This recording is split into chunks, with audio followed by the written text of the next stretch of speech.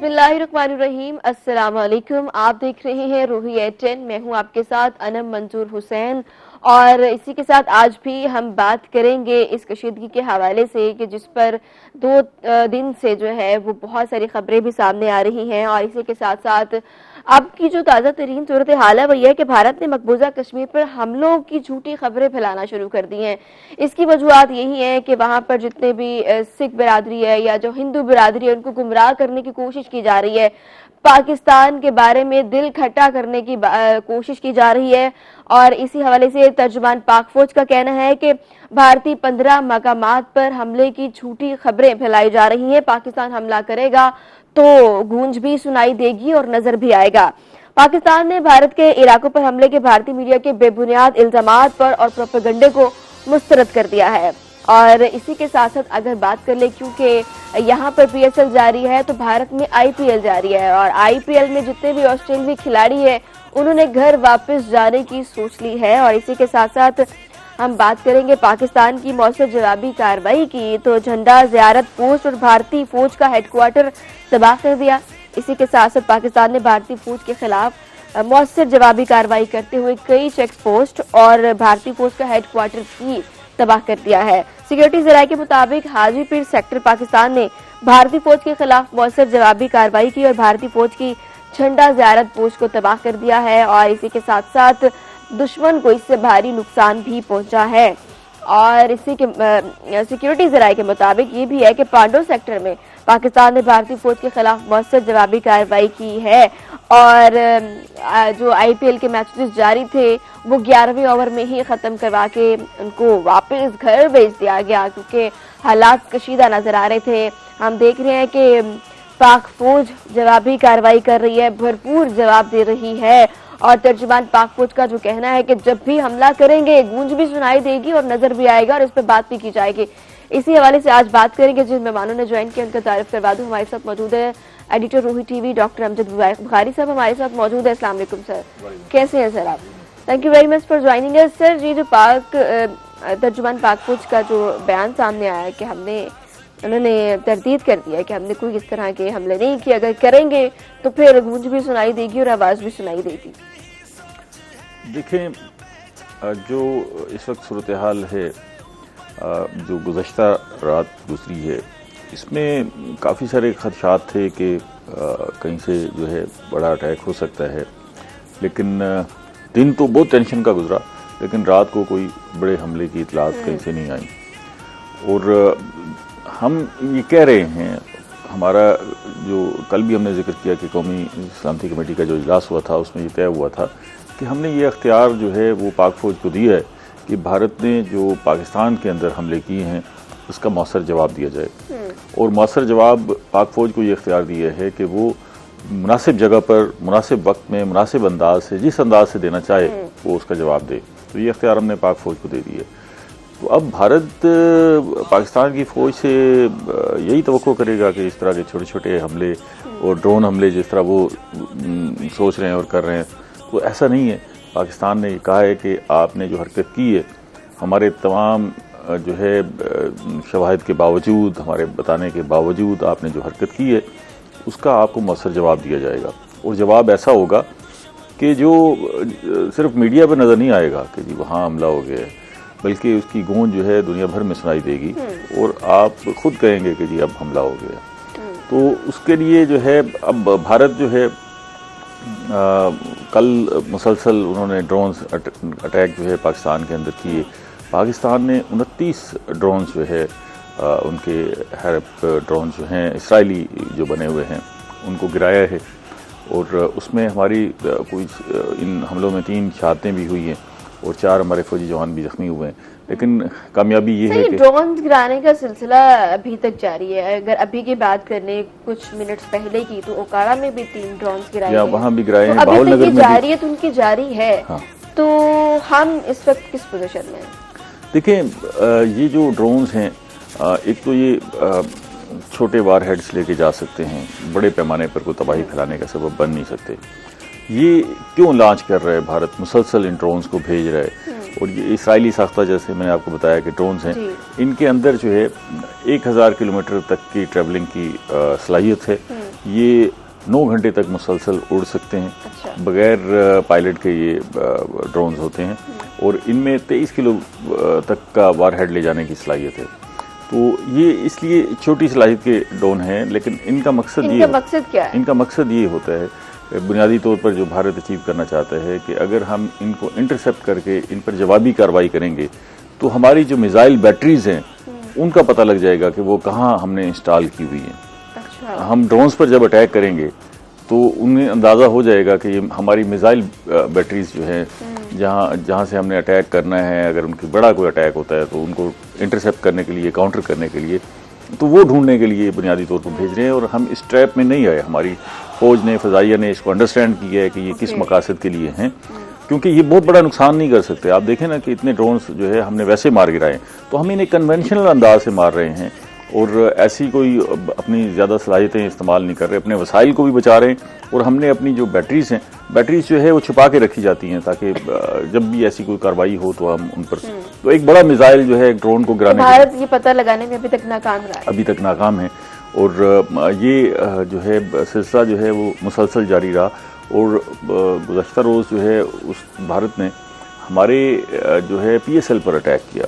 ये बड़ी अफसोसनाक सूरत हाल थी। जो पिछले अटैक्स थे वो भी सारे आलमी कवानीन की खिलाफ वर्जी थी, जंगी कवानीन की खिलाफ वर्जी थी।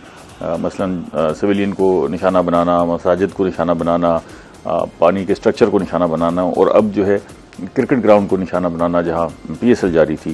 तो हम तो आदी है, हमने PSL अपना दुबई में मुंतकिल कर लिया है, हम तो आदी है। अच्छा, हम पहले भी मैचेस जो है वहाँ भी करवाते रहते हैं, यहाँ भी करवाते रहते हैं, ठीक है ना, हम तो आदी हैं। आपने हमारे लिए ये गड्ढा खोदा, हमने अपने मैचेस मुंतकिल कर लिए और ये कहा कि हमारे जो बाहर से आए हुए खिलाड़ी हैं वो हमारे मेहमान हैं, उनकी हिफाजत, उनका अमन, उनका सुकून, ज़हनी सुकून भी चाहिए ना जी। खेल के लिए एक ज़हनी सुकून चाहिए, जंग के बादलों में तो नहीं हो सकता।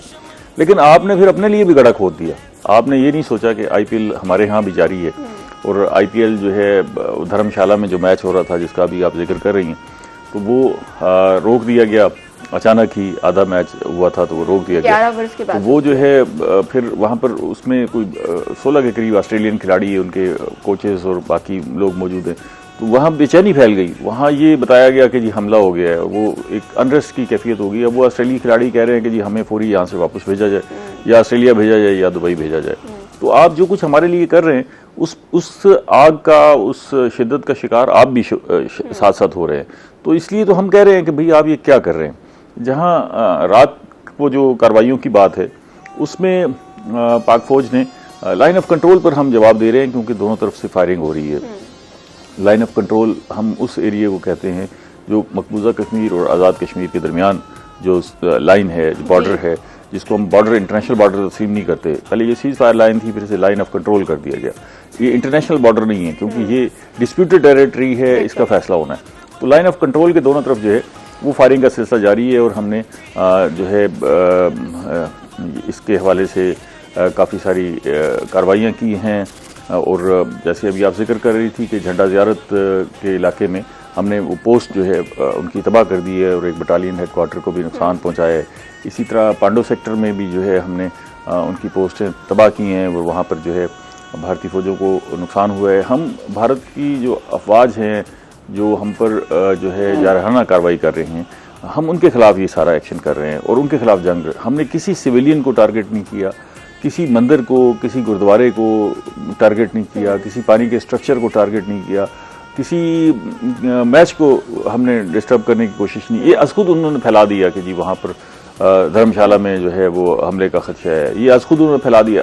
अमृतसर में देखें, उन्होंने अपने मिसाइल वहाँ पर गिरा के और ये तासुर दिया कि जी अमृतसर पे जो है पाकिस्तान ने ये भी कहा जा रहा था कि जी 17 थंडर भी गिरा दिया, और इसी वाले से और भी बड़ी खबरें सामने आ रही थी कि हमने उनका पायलट भी गिरा दिया। देखिए, जो आपने जिक्र कर ही दिया तो मैं आपको छोटी सी कहानी सुना देता हूँ कि ये हुआ क्या है। ये F-17 थंडर और F-16 के गिराने की जो बातें कर रहे हैं, मैंने जिस दिन 7 मई को रात को जब ये हमारी जंग हुई थी फ़ज़ाइया की दोनों तरफ, मैंने आपको कहा था कि आप आगे देखिएगा, ये पाकिस्तान की फ़ज़ाइया ने एक तारीख रकम की है और इसे जो है किताबों में लिखा जाएगा, इसके तज़किरे होंगे और इस पर तहकीकात होंगी, इस पर रिसर्च होंगी। ठीक है, माजी में भी हमें हमें जो भारत के साथ कम्बैट का एक ही हमले में ज़्यादा से ज़्यादा जहाज़ गिराने का आलमी रिकॉर्ड जो है वो पाकिस्तान के पास है। और एमएम आलम ने भारत के वो जहाज़ गिराए थे, तो वो एक आलमी रिकॉर्ड है जो अभी तक मौजूद है।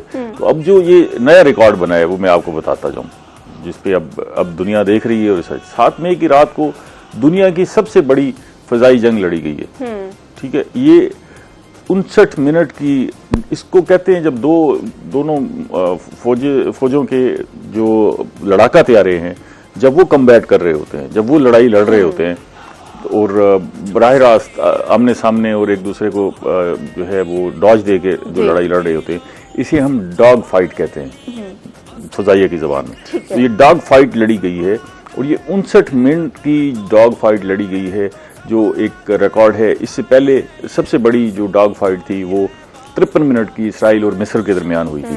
तो ये डॉग फाइट जो है उसमें दोनों तरफ के 125 लड़ाका तैयारों ने हिस्सा लिया। तो आप ये देखें कि किस 125 टोटल, इधर से भी उधर से भी 125 तैयारों की आप जंग जरा फजा में सोचें कि किस तरह हुई है। और 59 मिनट का मतलब है 1 घंटा वो फाइट लड़ी गई है। तो उसमें ये जो हमने उनके जहाज़ गिराए हैं वो भी इसी फाइट का नतीजा है कि जो 5 हमने जहाज़ गिराए हैं। तो आप ये देखें कि ये अभी तो ये जंगी माहौल है ना, इस पे मजीद अब बात होगी, मजीद इस पे काम होगा। हमने जो उनके राफेल गिराए हैं उस पे वो राफेल बनाने वाली कंपनी सर जोड़ के बैठेगी कि आखिर हम जिस तैयारे को नाकाबिले शिकस्त कहते थे वो कैसे गिर गया और क्या हुआ कि आखिर वो जो है इतना जो है वो नाकाबिले तस्खीर तैयारा जिसको हम कहते थे, जैसे वो था ना जी वो जो बैरी जहाज था ना डूबने वाला, वो पहले सफर पे डूब गया था, ठीक है ना जी, टाइटैनिक। तो यही सूरत हाल हुई कि ये टाइटैनिक थे जो फजाइए गए। तो वो भारत की पहली कम्बैट में जो है अपने जहाज घुमा बैठे। तो इस पर जो है वो तहकीकात होनी है। और अभी जो मंजरनामा है जिसको हम देख रहे हैं, ख़ास तौर पर जायज़ा ले रहे हैं कि भारत, ऐसा लगता है कि ऑब्जेक्टिव भी सामने होते हैं ना जी, आखिर क्या नज़र आ रहा है कि भारत अब चाहता क्या है। देखिए, भारत ने पाकिस्तान के ऊपर अटैक किया, एक बड़ा अटैक में उन्होंने 24 हमले किए 6 मुख्तलिफ मकामात पर, जिसमें उन्होंने सिविलियन शहरियों को शहीद किया। अच्छा, वो हमारे 31 शहरी शहीद हुए हैं, बहुत बड़ा नुकसान है। हमारे बच्चे, खवातीन, बेगुनाह मासूम लोग जिनके पास वो जो अपने अपने घरों में सो रहे थे, आपने उन्हें जो है नहते लोगों को आपने शहीद कर दिया। और फिर उनमें से 50 से ज़ायद ज़ख्मी हैं, जो बहुत सारे ऐसे ज़ख्मी हैं जो मुश्किल हालात का शिकार हैं। तो आपने एक बड़ा हमला कर दिया और फिर आपने दुनिया में इसका जो है ढंडोरा भी पीटा कि हमने ये पाकिस्तान के अंदर जो है वो दहशतगर्दी की जो पनाहगाहें थी उनको हमने ख़त्म कर दिया। एक पहले आपने झूठ बोला पहलगाम का कि पहलगाम में दहशतगर्दी का वाक़या हुआ है और उसमें पाकिस्तान मुलव्वस है, सरहद पार से लोग आए हैं, वो आके दहशतगर्दी करके वापस चले गए। वो आपने एक सारी स्टोरी फैब्रिकेटेड जो है वो दुनिया को सुनाई। अब ये दूसरा झूठ आपने बोला और आपने दुनिया को बताया कि जी हमने तो वहाँ पर दहशतगर्द थे, उनके ठिकानों को तबाह किया है, कि ये खवातीन दहशतगर्द हैं, ये बच्चे दहशतगर्द हैं, ठीक है, मासूम लोग, उन्हें आपने बेगुनाह जो है वो शहीद करके और आप दुनिया को बता रहे हैं कि ये हमने दहशतगर्दों के खिलाफ कार्रवाई की है। तो अब ये भी एक फैब्रिकेटेड सी स्टोरी है और इसको जो है काउंटर करने के लिए, इसको छुपाने के लिए, दुनिया के आगे इसके ऊपर पर्दा डालने के लिए, मलम्माकारी करने के लिए अब सारा डिज़ाइन हो रहा है। अब वो बता रहे हैं कि जी देखें जी हमने हमला किया था। अब दुनिया के पास वो क्या मैसेज लेके जा रहे हैं? दुनिया के पास ये मैसेज लेके जा रहे हैं कि आप तो पूरी दुनिया दहशतगर्दी के खिलाफ है, हमने तो दहशतगर्दों का खात्मा किया है, दहशतगर्दों का खात्मा किया है, तो आप हमारा साथ दें ताकि हम जो है दहशतगर्दी के खिलाफ इस जंग में कामयाब हों और दहशतगर्दी दुनिया से ख़त्म हो। भाई आप क्या दहशतगर्दी ख़त्म करोगे? आप तो इस दहशतगर्दी के प्रमोटर हो, आप तो इसको फैलाने वाले हो। आपने हमारे बॉर्डर्स के अंदर जो है प्रॉक्सी वार आप लड़ रहे हो दहशतगर्दों के जरिए, आप हमारे लोगों को फंडिंग करके हमारे खिलाफ लड़वा रहे हो। तो जो दहशतगर्दी आप फैला रहे हो उसका तो कहीं तस्वर भी नहीं किया जा सकता। ये हम हैं, ये पाकिस्तान है, ये दुनिया को कह रहा है कि भाई हम दहशतगर्दी का खात्मा चाहते हैं, पाकिस्तान के अंदर खात्मा चाहते हैं, इस खित्ते में खात्मा चाहते हैं, दुनिया में खात्मा चाहते हैं। और यही बात हम अमेरिका, रूस और दुनिया की दीगर ममालिक को, बड़ी ताकतों को भी पावर करवा रहे हैं। और यही बात हम भारत को भी बता रहे हैं कि हम आपके साथ भी अच्छे हमसायों की तरह रहना चाहते हैं। देखिए, हमें भी अच्छा नहीं लगता कि हम आपस में रोजाना एक दूसरे को कहें कि हम दुश्मन हैं, दुश्मन हैं, दुश्मन हैं, ठीक है। हम ये चाहते हैं कि हम ये कहें कि हम आपस में दोस्त हैं, लेकिन दोस्ती के बनाने के भी कुछ तकाजे होते हैं ना। लेकिन वो पॉसिबल कैसे हो सकता है जब तक कश्मीर का पॉसिबल हो मसला सकता हल है, नहीं हाँ, होता? यही इसी तरह पॉसिबल हो सकता है ना कि कश्मीर का मसला हल हो। कश्मीर का मसला देखें, कश्मीर के मसले पर अभी हम देखते हैं, आगे बात करते हैं कि इस वक्त जो इंटरनेशनल डिप्लोमेटिक जो कोशिशें हो रही हैं वो क्या है, और दुनिया इस सारी जंग को किस नज़र से देख रही है, और क्या कोशिशें हैं जिनमें हमें नज़र आ रहा है कि कहीं कुछ इंटरफेरेंस हो सकती है मामलात को ठीक करने के लिए। लेकिन अभी हम कश्मीर की बात कर रहे हैं, तो कश्मीर का मसला जो है इसमें देखें, अब भारत जो मर्जी कहता रहे, वो कहे कि जी हमारा टूटा अंग है, हमने तो आईनी तरमीम कर ली है। भाई आईनी तरमीम आपने खुद ही कर ली है ना, एक डिस्प्यूटेड टेरिटरी को आपने खुद ही आईनी तरमीम कर लिया, आपने कहा जी अब हमारा हिस्सा हो गया। भाई कैसे हो गया? आप अक़वाम मुत्तहिदा में लिख कर दे के आ चुके हैं कि ये एक मुतनाज़ा इलाका है। अक़वाम मुत्तहिदा में इसमें बहुत डिबेट्स हुई हैं, ये नहीं है, एक दिन की कहानी नहीं है, ये बरसा बरस की कहानी है। ये जब पाकिस्तान की तश्कील के वक्त, जब बरसगीर की तकसीम के वक्त जब कश्मीर का मामला सामने आया था, तो कश्मीर के लोग जो है वहाँ मुस्लिम आबादी की अक्सरियत है। कश्मीर को आप ऐसे समझें कि वो 3 हिस्सों में इस वक्त तकसीम है, वादी है, जम्मू वादी है, जम्मू है और लद्दाख है। ये 3 हिस्से हैं और वहाँ पर अक्सरियत जो है मुसलमानों की है। लद्दाख में थोड़ी सी सिचुएशन, थोड़ी सी मुसलमानों की आबादी कम है, लेकिन बाकी जो है वो इलाकों में मुसलमानों की अक्सरियत है।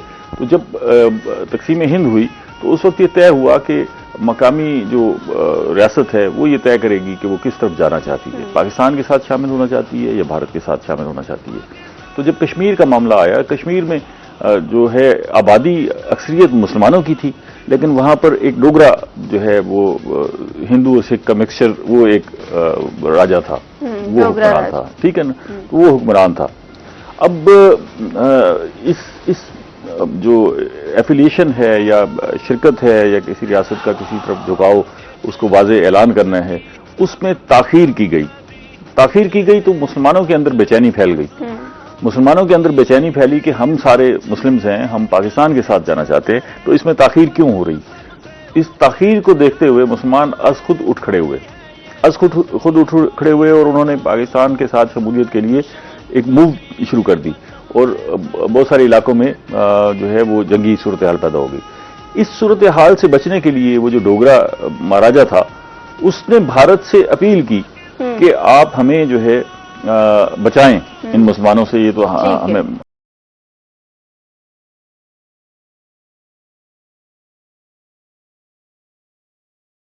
फरहान अंजुम मलगानी साहब, अस्सलाम वालेकुम सर, कैसे हैं सर आप? Thank you very much for joining us. अभी हमने देखा कि भारत इल्जामात लगा रहा है जम्मू कश्मीर में एक दफा हमले के फिर के पाकिस्तान ने जम्मू कश्मीर पर हमला कर दिया है, और भारतीय मीडिया इसको बहुत हाईलाइट कर रहा है। एक दफा फिर से इल्जाम लगाया गया और भारत एक दफा फिर से जवाब ढूंढ रहा है कि कोई सबूत मिल सके। तो इस हवाले से सर क्या कहेंगे? भारत ने तो हमेशा ही इसी तरह किया कि करते खुद हैं और फिर इल्जाम जो है वो पाकिस्तान पर लगा दिया जाता है। जी, मेरे ख्याल में ये पाकिस्तान की जो इन्होंने जो भारत ने जो मज़मूम हरकत की, और उनका हमेशा से स्ट्रेटजी रही है कि कोई भी वाक़या हो उसका इल्ज़ाम बगैर किसी सबूत के पाकिस्तान पर धर दिया जाता है। तो ये भी इसी एक सिलसिले की कड़ी है जो वो हरकत एक मज़मूम हरकत कर चुका है पाकिस्तान पर। उसने मुख्तलिफ मकामात पर जो मिसाइल हमले किए, तो अब उसकी पाकिस्तान की जो जवाबी कार्रवाई का हक जो पाकिस्तान एक महफूज रखता है, और पाकिस्तानी फ़ौज की जानिब से और पूरी कौमी सलामती कमेटी के इजलास में भी कहा गया कि हम इसका जवाब देने का हक जो है वो भरपूर रखते हैं और किसी टाइम भी दे सकते हैं, और लेकिन उसका जो वक्त है और जो उसकी टाइमिंग है और जगह है उसका तयन हम खुद करेंगे। तो मेरे ख्याल में ये इस चीज़ का एक खौफ है कि जिसके जवाब में भारत ने चोर मचाए शोर वाली उसी में मज़दाक उस पर पहले से ही अमल शुरू कर दिया है, और इस तरह के भोंडे हथकंडे जो हैं वो शुरू किए हुए हैं कि ताकि पाकिस्तान के ऊपर आलमी सतह पर इतना प्रेशर बिल्ड कर दिया जाए कि पाकिस्तान कोई जवाबी कार्रवाई के बारे में ना सोचे। लेकिन मेरा नहीं ख्याल कि उसकी ये जो इस किस्म की भोंडी हरकतें हैं ये आलमी दुनिया में कहीं पे सर्वाइव कर सकती हैं, क्योंकि आपको पता है जैसे कल DGISPR ने भी ब्रीफ किया कि इसके जो भी अब हम 21वीं सदी में हो जा रहे हैं, कोई 18वीं सदी का ये दौर नहीं है। अगर किसी ने पाकिस्तान ने किसी जगह पे भी कोई हमला किया है तो उसके डिजिटल प्रिंट्स होते हैं, मिसाइल टेक्नोलॉजी या जो फायर किए जाते हैं, जो भी जंगी हिकमत अमली, उसके डिजिटल प्रिंट्स के सबूत वो दुनिया को पेश कर सकता है। जैसे उन्होंने पाकिस्तान के अंदर जो इंडियन कार्रवाई थी उसके डिजिटल जो ड्रोन्स आए उसके डिजिटल प्रिंट्स उन्होंने शो किए। तो मेरे ख्याल में अब बगैर सबूत के ऐसे इल्जामात लगाना आलमी सतह पे मेरे ख्याल में भारत की इतनी सुस्ती हो चुकी है कि वो अब बुखलाहट का शिकार है, और इसी वजह से जो है वो इस किस्म के भोंडे हथकंडों पे और इस किस्म की साजिशों के ऊपर उतरा हुआ है। एक कॉलर हमारे साथ है। अस्सलाम वालेकुम। जी अस्सलाम वालेकुम, अशफाक कर रहा हूँ। जी अशफाक, क्या कहना चाहेंगे? जी पहली बात तो ये है कि भारत नहीं जानता उसने किस कौम को ललकारा है। सबसे पहली बात तो ये है 1965 में ये हमें देख चुके हैं और इनकी क्या औकात है ये हम अच्छी तरह से जानते हैं। लेकिन एक दुख मुझे ये भी हो रहा है कि हमारे पाकिस्तान में जो केबल ऑपरेटर्स हैं इन्होंने अभी तक जो है ना इंडियन चैनल्स नहीं बंद किए। हमारे यहाँ पर बिल्कुल मुजफ्फरगढ़ में भी चल रहे हैं और पूरे पाकिस्तान में इंडियन चैनल्स चल रहे हैं, जबकि दुश्मन हम पर हमलावर और हम उनके चैनल्स अपनी आवाम को दिखा रहे हैं। इनको चाहिए कि चैनल्स बंद करके सिर्फ जंगी तराने चलाएं ताकि कौम में जोश हौसला पैदा हो। मेरी आपसे गुजारिश है आपके चैनल के वसात से कि ये चैनल्स बंद किए जाए। ठीक है, बहुत शुक्रिया इशफाक, आपने बात की। बुखारी साहब, इंडिया में पाकिस्तानी चैनल्स पे बैन हो गया 31 या और भी बहुत सारे चैनल्स हैं। अगर यहाँ पर इंडियन चैनल्स चल रहे हैं तो क्या कहेंगे? क्योंकि लोगों का सवाल है, मुनासिब नहीं है। हमने भी जो है वो केबल ऑपरेटर्स को कहा हुआ भी है कि वो इंडियन चैनल ना चलाएं और इस पर पाबंदी भी है, लेकिन कहीं कहीं कुछ इलाकों में, दूर दराज के इलाकों में जो है वो केबल ऑपरेटर्स चला रहे हैं और आखिरी कुछ चैनल जो है वो रखे हुए हैं। तो उन्हें खुद भी इसका एहसास करना चाहिए और देखना चाहिए कि भाई इन हालात में जब भारत जो है हमारे खिलाफ इस किस्म की कार्रवाइयों में मुलविस है और हमारे खिलाफ एक प्रोपेगेंडा पूरी दुनिया में कर रहा है, तो हमें एतराज़ करना चाहिए, इंडियन चैनल से गुरेज करना चाहिए। और ये बात ठीक है, मेरा ख्याल है कि ये बात पहुंचेगी और पैमरा भी इस पर नोटिस लेगा। ठीक हो गया। फरहान साहब, आप क्या कहते हैं? इंडिया की जानिब से जितनी भी अभी तक चीजें सामने आ रही हैं, हम देखते हैं कि आलमी दुनिया में इस वक्त क्या चीजें चल रही हैं, क्या सोच रहा है इस वक्त आलमी दुनिया? जी बिल्कुल, दुनिया जो है, क्योंकि पाकिस्तान और भारत जो है दो न्यूक्लियर स्टेट्स हैं, पूरी दुनिया को इस चीज़ का इदराक है और दुनिया ख़ास तौर पर हमारे इस खिते को, जनूबी एशिया को उन्होंने ख़ास फोकस किया हुआ इस टाइम। जैसे अमेरिकी सदर के भी बयानात आ चुके हैं इस मामले के ऊपर कि वो कीनली ऑब्जर्व कर रहे हैं सारी सिचुएशन को। तो क्योंकि न्यूक्लियर स्टेट्स जो हैं उनके दरमियान तो सादम जो है वो दुनिया अफोर्ड ही नहीं कर सकती, ना ही ये दोनों स्टेट्स अफोर्ड कर सकती हैं। तो इसीलिए बड़ा मोहतात मेरे ख्याल में हमें भी चलना चाहिए और दुनिया इसको कीनली ऑब्जर्व कर रही है और उनकी जो एफर्ट्स हैं वो नज़र भी आ रही हैं कि दोनों जानिब मुख्तलिफ वफूद भेजे जा रहे हैं कि भाई मामले को कूल डाउन किया जाए और सब्र तहम्मुल से काम लिया जाए और मज़ीद जो है वो उसको जंगी सूरत हाल को उसको मज़ीद बढ़ावा ना दिया जाए। तो मेरे ख्याल में आलमी दुनिया जो है वो तो उसने तो फोकस किया हुआ है, लेकिन अब देखना ये है कि भारत क्या चाह रहा है, क्योंकि उसका जंगी जनून और उसकी जो हिंदुवाता ज़हनियत है मोदी की वो तो खुलकर वाज़े हो चुकी है और उसका जंगी जनून जो है वो कम नहीं हो रहा। मेरे ख्याल में उसकी जो सबसे बड़ी वजह है कि उसने जो प्लान करके पाकिस्तान पर हमला किया और उसमें उसको जो सुबकी का सामना करना पड़ा कि हमने सिर्फ जवाबी कार्रवाई में उनके जो 5 तैयारे और इतने ज़्यादा ड्रोन और उनकी सारी टेक्नोलॉजी जो है उसको ज़मीन बोझ कर दिया। तो मेरे ख्याल में वो जो आलमी सतह पर उसकी जो सुबकी हुई है तो उसके ऊपर वो एक बुखलाहट का शिकार है और उसको अब समझ नहीं आ रही कि मैं इसको अपना इमेज को कैसे बेहतर करूं। उसी का नतीजा था कि कल पाकिस्तान के अंदर उन्होंने मुख्तलिफ जो इसराइली साख्ता जो मेड ड्रोन्स हैं उनके ज़रिए पैनिक फैलाने की कोशिश की, लेकिन उसका भी भरपूर जवाब दिया गया। और मेरे ख्याल में आप ये देखें कि दूसरी सबसे बड़ी जो मेरे ख्याल में आलमी दुनिया भी, भारत भी जिस पे हैरान है कि पाकिस्तानी कौम का जो जज्बा है मेरे ख्याल में वो काबिल दीद है कि ज़रा किसी शहर में पैनिक नहीं है, आम सी नॉर्मल सूरत हाल है, बाज़ार खुले हुए हैं और कारोबारी ज़िंदगी मामूल के मुताबिक चल रहा है।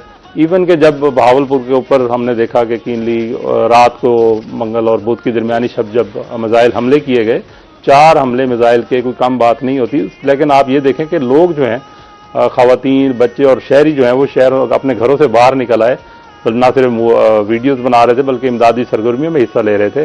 तो कोई वहाँ पे भी खौफ व राज की जो फिजा है वो नहीं नज़र आई, ना ब्लैक आउट किया गया, ना लोगों ने कोई भगदड़ मची। तो मेरे ख्याल में जी फिर नमाजें भी जारी। हाँ बिल्कुल, ये नमाज का सिलसिला नहीं रुका, उन्हीं मसाजिद भी किए गए, वहाँ फजर की नमाज अदा की। जी बिल्कुल, यही जज्बा है जिसका मेरे ख्याल में भारत का और पाकिस्तान का इसके मुकाबले में बहुत बड़ा डिफरेंस है। हमारे जो पाकिस्तानियत है और हमारा जो कौमी जज्बा है, इसका कोई मुकाबला नहीं। एक बात जो है ना बड़ी इंपॉर्टेंट है, जैसे ये कह रहे हैं कि कारोबारी जिंदगी मामूल के, इसके इंडिकेटर्स होते हैं। चले हम कह रहे हैं भारत को कि यहाँ देख लें जी ठीक है हालात, लेकिन एक बड़ा इंडिकेटर स्टॉक एक्सचेंज है। आज जब स्टॉक एक्सचेंज जो है खुली है तो 1000 मस्बत पॉइंट्स के साथ उसमें कारोबार का आगाज हुआ है। आप इसी से देख लें कि जो सरमायाकार हैं उनमें भी घबराहट है। मतलब ये तो बहुत अच्छी बात है कि इतना कुछ होने के बाद भी हमने जंगी हालात में आप देखें ना क्रैश कर जाती हैं पूरी तौर पर स्टॉक एक्सचेंज। तो आज जो है मस्बत कारोबार का मस्बत आगाज हुआ है और 1000 पॉइंट्स जो है फौरी तौर पर इजाफा होगा स्टॉक एक्सचेंज में, पाकिस्तान कराची स्टॉक एक्सचेंज में। तो ये अलामत है, जैसे फरहान साहब कह रहे हैं कि हमारे यहाँ सारी जो जिंदगी है वो मामूल के मुताबिक है। हमारे खेलों के मैदान आबाद हैं, आप अभी चले जाएं हमारे जो स्पोर्ट्स के ग्राउंड्स हैं, आपको वहाँ पर बच्चे इतनी बड़ी तादाद में खेलते हुए नजर आएंगे, आप हैरान हो जाएंगे। हमारे जो रेस्टोरेंट्स हैं, होटल्स हैं, ढाबे हैं, वहाँ पर तो बेचैनी होनी चाहिए ना। तो मैं आपको कल भी ये कह रहा था कि ये क्या वजह है, लोग आखिर जानना चाहते हैं। आप देखें कि धर्मशाला में कल IPL का मैच मुलतवी किया है, तो वहां पर जो है वो हैरेसमेंट का मंजर जो है उनके अपने मीडिया ने दिखाया है कि जी वो क्या सूरत हाल थी और कितना पैनिक कर गए वो लोग वहां पर ना। तो यहाँ क्यों ऐसी सूरत हाल नहीं है, उसकी वजह ये है कि भाई हम तो, हमारे जो बच्चे हैं जो पैदा हुए हैं वो पैदा होते ही जंग सुन रहे हैं पाकिस्तान के अंदर, जी जंग हो रही है जी, हम हालत जंग में है जी, हमारे ऊपर जो है वो ये दहशतगर्दी का अटैक हो गया जी, ये कार्रवाई होगी, ये बम धमाका हो गया। तो हम इतने आदी हो गए कि हमें हमारा जो, जैसे अब फलस्तीन के बच्चों को जो है उन्होंने वो पैदा होते ही उन्होंने देखा कि वहां पर जंग हो रही है, तो वो उनके सामने टैंक खड़े कर देते हैं तो वो गुलेलों से उन पर हमले कर रहे होते हैं। आप ये देखें ना, उनके सामने जो है उनके फाइटर आ रहे होते हैं, वो नीचे से पत्थर मार रहे होते हैं। तो ये कैफियत हो जाती है कौमों की। तो यही सूरत हाल हमारी है, हमें इन जंगों में धकेला गया, इन जंगों में धकेला गया, हमें दहशतगर्दी के अंदर भी धकेला गया। हम तो ये कह रहे हैं कि भाई ये जो अफगानिस्तान में जंगें हुई, ये हमने जंग तो नहीं की थी, ये तो दुनिया की जो दो बड़ी ताकतें थी वो आके लड़ रही थी। हम मजबूर थे, हमें तो आपने घसीटा उस जंग में, हम उस जंग में चले, हम शरीक हुए। फिर बाद के जो असरात हैं, हम तो यहां से जब अमेरिका जा रहा था उसको भी कहते रहे कि भाई आप यहां से ना निकलो, क्योंकि अगर आप यहां से निकलोगे तो इस खित्ते में दहशतगर्दी फैल जाएगी। आपने जो कुछ फैलाया है कम से कम उसको समेट के जाओ। वो यहां भारी असला छोड़ के निकल गए, इतनी बड़ी तादाद में असला छोड़ के निकल गए, इक्विपमेंट छोड़ के निकल गए, वो लोगों के पास। सर मजीद इस पे बात करते हैं, ये भी जानेंगे कि भारत का जंगी जुनून है ये आगे कहां तक जाएगा और हम देख रहे हैं कि ये हालात आगे कहां तक जाएंगे।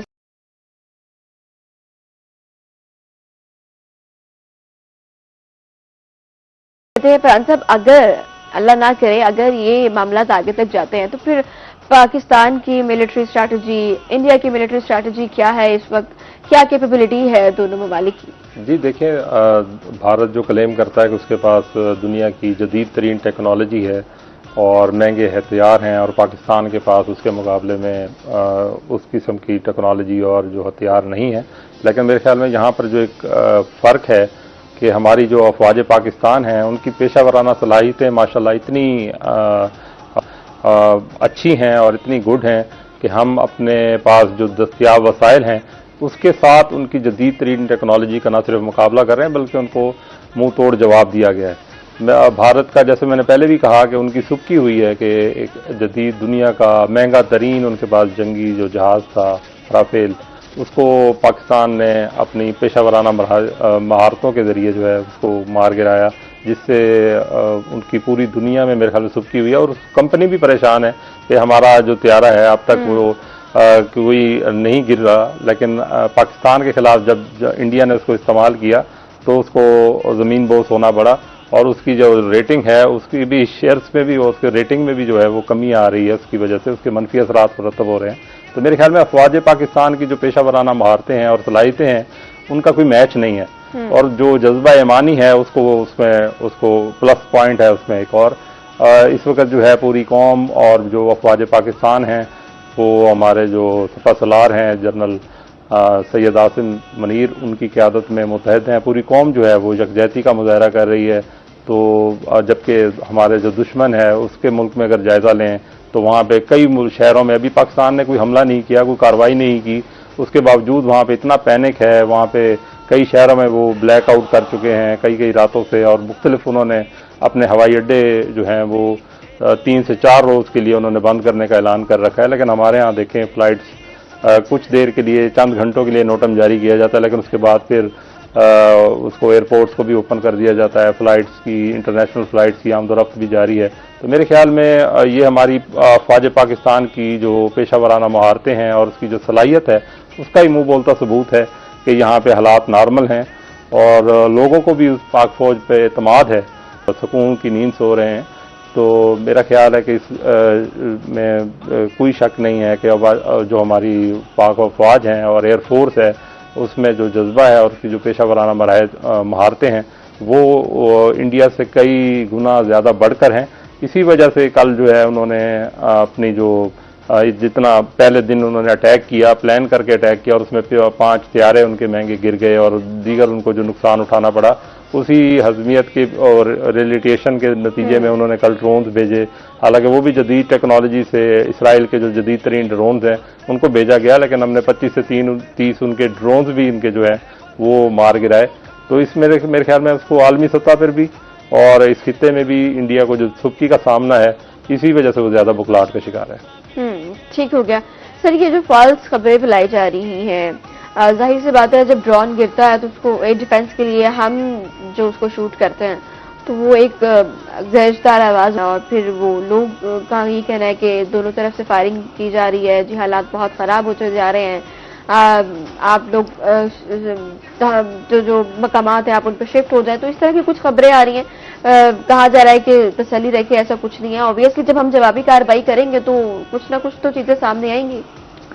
देखिए आपने बड़ी अहम बात की है और बड़ी समझने वाली भी है कि लोगों को ये जानना चाहिए कि जंग के हालात में एक सबसे अहम वार जो है, एक हथियार जो है वो प्रोपेगेंडा होता है, और इस प्रोपेगेंडे को भी इस अंदाज से किया जाता है जैसे भारत इस वक्त कर रहे हैं कि जी पाकिस्तान ने हमला कर दिया है, जी इन मकामात पे हमला हो गया, इन शहरों पर, अमृतसर में हमने गिरा दिए हैं जी, बम गिरा दिए हैं जी, मिसाइल गिरा दिए हैं। तो ये प्रोपेगेंडा है लोगों को वहाँ पर इंस्टिगेट करने का कि वो जी अब सिखों को हमारे खिलाफ करना है, तो वहाँ पर जो है वो मिसाइल अटैक हो गए हैं जी अमृतसर में, और फिर साथ जो है वो गुरुद्वारों की तरफ जो है वो ड्रोन जा रहे हैं जी। तो ये प्रोपेगेंडा होता है। लेकिन हमारे लोग जो है ख्याल रखें, अब कल जो है तूफान और बादुबारा था यहाँ पर सारे इलाकों में, तो आप ये देखें कि उसकी वजह से कई मकामात पे कोई बिल बोर्ड्स गिरे, कोई दरख्त गिरा है, कहीं कोई बैनर शैनर गिरे हैं। तो जहां जहां कोई गिरता था तो इतला आती थी ड्रोन गिर गया, गरजदार आवाज तो जाहिर है बिल बोर्ड्स गिरेगा तो आएगी, तो वो इतला ही आती थी ड्रोन गिर गया जी, फलां इलाके में ड्रोन गिर गया फलां।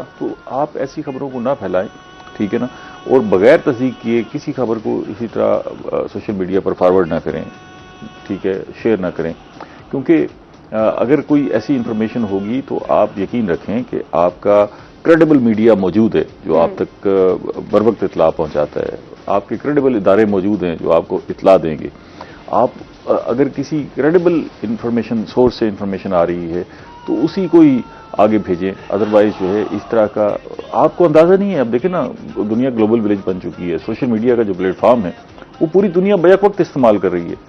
अच्छा, आपको नहीं पता कि ये इन्फॉर्मेशन इंडिया ने फैलाई हुई है जिसको आप पास ऑन कर रहे हैं, या हमारी किसी बंदे ने फैलाई है। हो सकता है इंडिया का जो प्रोपेगेंडा है हम उसे मजीद जो है फैलाने का सबब बन रहे हों, तो ये एहतियात करनी चाहिए और ऐसी कोई डिसइंफॉर्मेशन ना फैलाएं जिससे लोग पैनिक हों। मिसाल के तौर पर कोई स्कूल अगर हमारा खुला हुआ है, अगर आप ये अफवाह फैला दें कि जी उसके इर्द गिर्द जो है वो कोई ड्रोन देखा गया है, तो आप देखें जिनके बच्चे हैं वो परेशान हो जाएंगे ना। तो ऐसी हरकत से बाज रहें। हमारे इदारे बड़े विजिलेंट हैं, तमाम इदारे अपनी अपनी जगह पर काम कर रहे हैं और इन्फॉर्मेशन पहुंचाने का एक बाज़ाब्ता सोर्स मौजूद है। आपको अगर कोई ज़्यादा परेशानी है तो आप फौरी तौर पर अपने चैनल्स जो आपके अपने मुल्क के चैनल हैं उनको देखें, उनको वॉच करें और वहाँ से आपको जो क्रेडिबल इन्फॉर्मेशन है, सही इन्फॉर्मेशन है, हम जो भी इतला आती है उसकी छानबीन करते हैं और मुतल्लिका इदारों से भी पता करते हैं और छानबीन करने के बाद जो है आप तक पहुँचाते हैं। तो आप ये डिसइन्फॉर्मेशन से गुरेज करें और उसे फैलाने से भी गुरेज करें। ये बुखार साहब जैसे आप कह रहे हैं हमारी कौमी जिम्मेदारी का सबूत देना चाहिए, और क्योंकि ये एक नॉर्मल हालात तो नहीं है, जंगी सूरत हाल है, नो डाउट, इसमें नॉर्मल सिचुएशन नहीं है। गो के हम इतने आदी हो चुके हैं क्योंकि दहशतगर्दी का शिकार रहा है हमारा मुल्क जो है काफ़ी अरसे से। 90,000 जानों की कुर्बानी हम दे चुके हैं इस दहशतगर्दी के खिलाफ जंग में। तो दुनिया को भी इदराक करना चाहिए कि हम तो खुद पाकिस्तान जो है वो दहशतगर्दी का शिकार है, और अभी तक जो है हमें हर तरफ से इस किस्म के खतरात लाक होते हैं। तो भारत जो है वो पहलगाम जैसे इस तरह के फाल्स ऑपरेशन करके हर चीज़ का इल्ज़ाम जो है बगैर सबूत के पाकिस्तान पर डालना, ये एक मज़ाक़ा खेस भी है और उसकी एक भोंडी साजिशें हैं। आलमी दुनिया में उसको सुर्खी का भी सामना करना पड़ रहा है, और मेरे ख्याल में पाकिस्तान को इसका भरपूर जवाब देना चाहिए। बिल्कुल, और हम जवाब दे भी रहे हैं।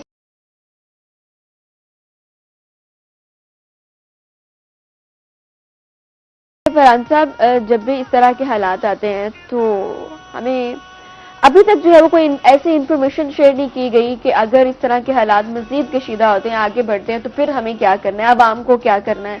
और इसी के साथ साथ जो कहा जाता है कि आपको महफूज मकामात पर शिफ्ट होना है, लेकिन आवाम का सवाल ये कि कौन से महफूज मकामात, कौन सी ऐसी चीजें हैं जिसको हमने फॉलो करना है। जी बिल्कुल अनंत, आपने बड़ी अच्छी निशानदेही की, लेकिन अब कुछ दिनों से जो है मैंने ऑब्जर्व किया है एज ए जर्नलिस्ट कि हमारे सिविल इदारे जो हैं और सिविल डिफेंस के इदारे हैं, इस तरह के ज़िला इंतज़ामिया है, वो थोड़ी सी एक्टिव हुई हैं और इस मामले में उन्होंने मुख्तलिफ इदारों में जाके, स्कूलों में, दफातर में जाके कुछ ट्रेनिंग्स दी हैं, बच्चों को लेक्चर दिए हैं, और इस तरह से लोगों को मोटिवेट भी किया, उनको आगाही फराहम की है कि अगर इस किस्म की कोई सूरत हाल पेश हो तो उनको उस सिलसिले में क्या करना चाहिए। लेकिन आपकी बात बिल्कुल ठीक है कि एक मैसिव जो जैसे कौमी सतह के ऊपर एक मुहिम चलानी चाहिए थी और लोगों को एक ट्रेनिंग दी जानी चाहिए, वो उसका फुकदान है। क्योंकि एक तो हमारे लोग, आपने देखा कि एक तो पैनिक नहीं है माशाल्लाह अल्हम्दुलिल्लाह, अभी तक की जो सूरत हाल है उसमें सब नॉर्मलाइज ऐसे एक किस्म का सिचुएशन चल रही है, लेकिन ये एक नॉर्मल माहौल नहीं है जैसे मैंने पहले कहा। तो लेकिन जिम्मेदारी का सबूत देना चाहिए। सोशल मीडिया पे जैसे बुखारी साहब ने कहा कि जो बगैर तस्दीक के किसी चीज़ को फॉरवर्ड नहीं करना चाहिए, उसको हो सकता है हम भी अपने रेटिंग के चक्कर में कुछ लोग या कोई अपने फॉलोअर्स के चक्कर में कुछ चीज़ को आगे भेज देते हैं, लेकिन वो हमारी कौमी सलामती के खिलाफ चीज़ें हैं, उनको देखना चाहिए और अपने सबसे पहले हमें कौमी सलामती को मलूज़ खातिर रखना चाहिए। इसीलिए जो है कौमी जिम्मेदारी का सबूत देते हुए हमें इस किस्म के इक़दाम करने चाहिए। दूसरा ये है कि जो इंडिया है उसका जो जंगी जनून है वो तो कम होने का नाम नहीं ले रहा, लेकिन पाकिस्तान ने अब तक जो है मेरे ख्याल में बड़ी कौमी एक जिम्मेदारी का मुजाहरा किया है, आलमी सतह पर भी और कौमी सतह पर भी, और पूरी दुनिया को ये बावर कराया है कि इंडिया ने जो हमारे ऊपर नाहक जो हमला किया है उस पर अभी तक पाकिस्तान ने इंतहाई जिम्मेदारी का सबूत दिया है। और आलमी सतह पर हम ये आवाज़ बुलंद कर रहे हैं कि इंडिया की जो जारियत है ये बिला वजह है, और हम हम जो है उसका जवाब देने का हक महफूज रखते हैं और उसको देना भी चाहिए। अगर वो ज़्यादा कोई इस किस्म की कोई हरकतें करता है तो वो लेकिन उसके बावजूद अभी तक पाकिस्तान ने जो है एक न्यूक्लियर स्टेट के तौर पर बड़ी जिम्मेदारी का मुजाहरा किया है, क्योंकि ये जंग जो है किसी मसाइल का हल तो नहीं है, आखिर में तो डायलॉग के ज़रिए ही और इस तरह की जो उसके ज़रिए मामलात जो मसाइल हैं उनका ही हल तलाश किया जा सकता है। ठीक हो गया बुखारी साहब, जंग किसी भी उसका नहीं होता कि आपको इवेंचुअली टेबल टॉक करनी होती है, निगोशिएशन से ही आप पीसफुली अपनी लाइफ को आगे बढ़ा सकते हैं। यहाँ पर मैं यही सवाल करना चाहूँगी कि अभी बेशक हमारी पाक फौज ने बहुत अच्छा जवाब दिया, बहुत अच्छा अभी तक रिस्पॉन्स कर रहे हैं और हमें बहुत फख्र है कि आज भी हम बड़े सुकून से आराम से बैठ के अपने स्टूडियोज में भी बैठ के गपशप कर रहे होते हैं, प्रोग्राम करें। तो इसकी वजह सिर्फ यही है कि हमें कोई खौफ नहीं है, क्योंकि हम देखते हैं कि हमारी पाक फौज ने बहुत अच्छा रिस्पांस किया। लेकिन इसी के साथ साथ कोई ऐसी मुहिम नहीं चलाई गई, कोई ऐसी इन्फॉर्मेशन हमसे शेयर नहीं की गई जिसके तहत हमें मालूम हो सके कि अगर हालात कशीदा होते हैं, जो अब तक के जो हालात हैं इसमें हमें क्या करना है। जैसे मैंने फरहान साहब से कहा तो ये जाता है कि महफूज मकामात पर शिफ्ट हो जाए, अब नहीं मालूम नहीं है ना कि कौन से आपको ऐसा कुछ नहीं कहा गया कि आप महफूज मकामात पर मुंतकिल हो जाएं, ये भी डिसइंफॉर्मेशन है ना। अच्छा। हमें ये बात नहीं करनी चाहिए कि लोग इससे पैनिक होते हैं ना कि जी शायद कोई ऐसे हालात हैं कि जिसमें आपको देखिए अगर जरूरत होगी तो फिर आपको कहा जाएगा, अभी जरूरत नहीं है आपको ये कहीं महफूज मकाम पर मुंतकिल होने की जरूरत नहीं है। आप अपने घरों में रहें, अपनी मामूल की ज़िंदगी गुजारें, जब कोई ऐसी सूरत हाल होगी तो इंतज़ामिया आपको बताएगी, कहेगी। और दूसरा ये है कि हमने जिन इदारों को अलर्ट करना था, मिसाल के तौर पर हमने अपने सिक्योरिटी के जो इदारे हैं उनकी छुट्टियाँ मनसूख कर दी हैं, उन्हें छुट्टी बुला ली है। हमने हेल्थ के हवाले से इमरजेंसी नाफिज कर दी है, पूरे मुल्क में हमने अपने डॉक्टर्स को और पैरामेडिक्स को ड्यूटियों पर बुला ली है, हॉस्पिटल्स में इमरजेंसी नाफिज की हुई है, जहाँ जहाँ ज़रूरी इक़दाम करने चाहिए। सिविल डिफेंस की हम मशक़ें करा रहे हैं, ठीक है ना जी। अच्छा, जब ऐसी कोई कैफियत होती है, देखें वार के जो डायनामिक्स हैं वो बदल रहे हैं। ये हम उन दिनों की वार की बात करते हैं। अब आप देखिए, कल आंधी और तूफान था, फिर भी हमारी कहीं लाइट बंद नहीं हुई। फील्ड ट्रिप होते थे, फौरी तौर पर मरम्मत करके वापस भेजे जाते थे, ठीक है ना।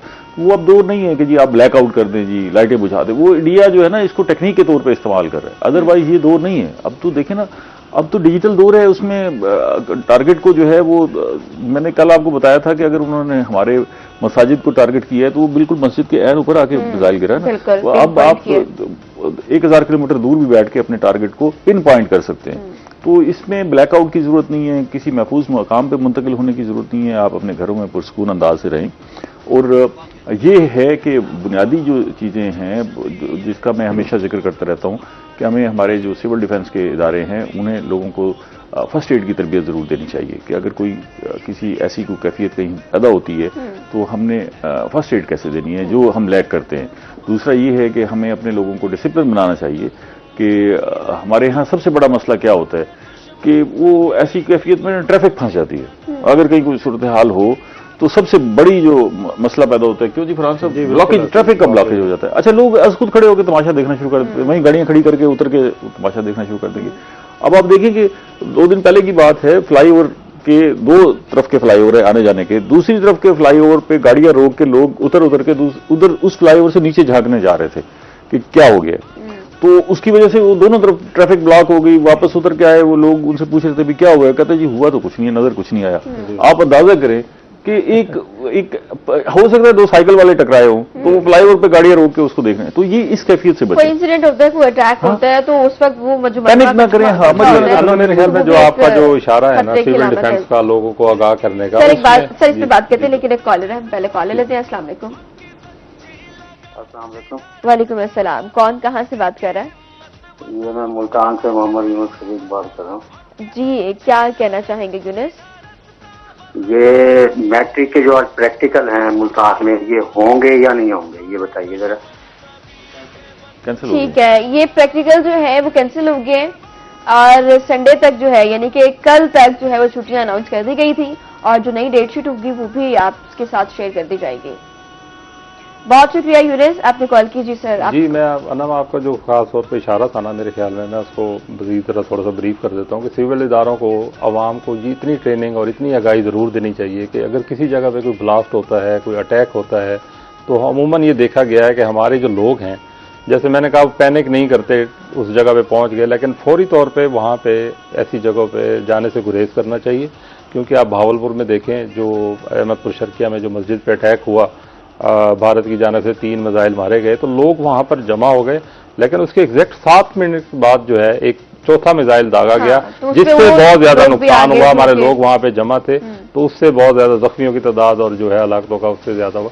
तो इस किस्म की ट्रेनिंग मेरे ख्याल में बहुत ज्यादा जरूरी है कि लोगों को आगाह करना चाहिए कि जब किसी जगह पे कोई इमरजेंसी की सूरत हाल हो तो फौरी जगह पे वहाँ पे जमा हो के एक भगदड़ का वो माहौल और इस तरह से जमा। एक तो हम इमदादी कार्रवाइयों में रुकावट डालते हैं बिला वजह की वहाँ पे जमा होके, क्योंकि जो टेक्निकल जो इदारे हैं, सिविल डिफेंस के जो इदारे हैं, सेहत की जो टीमें हैं, इमरजेंसी की और रेस्क्यू की जो टीम है, उनको वहाँ पहुँचने में दुश्वारी का सामना करना पड़ता है, उनको रेस्क्यू कार्रवाइयों में दुश्वारी का सामना करना पड़ता है। और दूसरा हम ये क्योंकि असूल है कि दहशतगर्दी का होता नहीं है, यहाँ मिसाइल मारे जा रहे हैं, यहाँ वीडियोस बना के शेयर की जा रही है। सिर्फ इतना नहीं है, बल्कि इससे आगे भी है कि जी अगर कहीं ड्रोन गिरा है तो उसके टुकड़े उठा के घरों में लेके जा रहे हैं।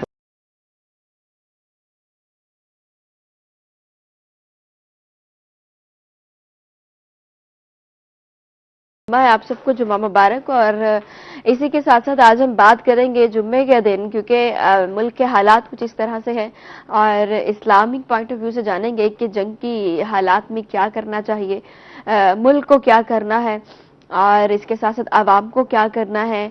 इस्लामिक पॉइंट ऑफ व्यू से जानेंगे कि जंग के कवानीन और ज़वाबित क्या हैं। इस हवाले से जिन मेहमानों ने हमें ज्वाइन किया उनका तारीफ करवा दूं। हमारे साथ मौजूद है doctor Suhaib Quddus, HOD Islamic department radio Multan. और इसी के साथ साथ अस्सलाम वालेकुम सर, वालेकुम सलाम। कैसे हैं आप? जी खैरियत, बहुत ठीक है। शुक्रिया सर, आपने वक्त दिया। इसी के साथ तशरीफ फरमा है मोहम्मद उसामा, इस्लामिक स्कॉलर हैं। अस्सलाम वालेकुम, वालेकुम कैसे हैं सलाम, आप? अल्हम्दुलिल्लाह। Thank you for joining us. Doctor साहब, आपसे आगाज कर लेते हैं हम। जी जी हम ये जानना चाहते हैं कि इस्लाम में जंग के असूलों से वाबित क्या है? अब तक की जो सूरत हाल हम देख रहे जी। हैं पाकिस्तान की, वो भी आपके सामने है। जी। और 2-3 दिन से ये जो टेंशन क्रिएट की गई है कि हालात आगे किस तरफ जाते हैं या नहीं जाते, इससे पहले ये जानना जरूरी है कि इस्लाम क्या कहता है इस बारे में। अल्हम्दुलिल्लाह रब्बिल आलमीन वस्सलातु वस्सलामु अला रसूलिन नबील करीम खातमुल अंबिया वल मुरसलीन रब्बि इश्रह ली सदरी यस्सिर ली अमरी वहलुल उक़दतम मिन लिसानी यफ़क़हू क़ौली सदक़ल्लाहुल अज़ीम। हाँ, आज का जो हमारा मौजू है ये बहुत अहम है, क्योंकि पिछले कुछ दिनों से भारत ने पाकिस्तान इस्लामी ममलकत जो खुदादाद है उसके ऊपर अटैक भी किया 6 और 7 मई की रात में, और उसके बाद कल ड्रोन के हमले भी किए। तो हम ये देखते हैं कि कुरान और सुन्नत इस बारे में हमें क्या कहते हैं।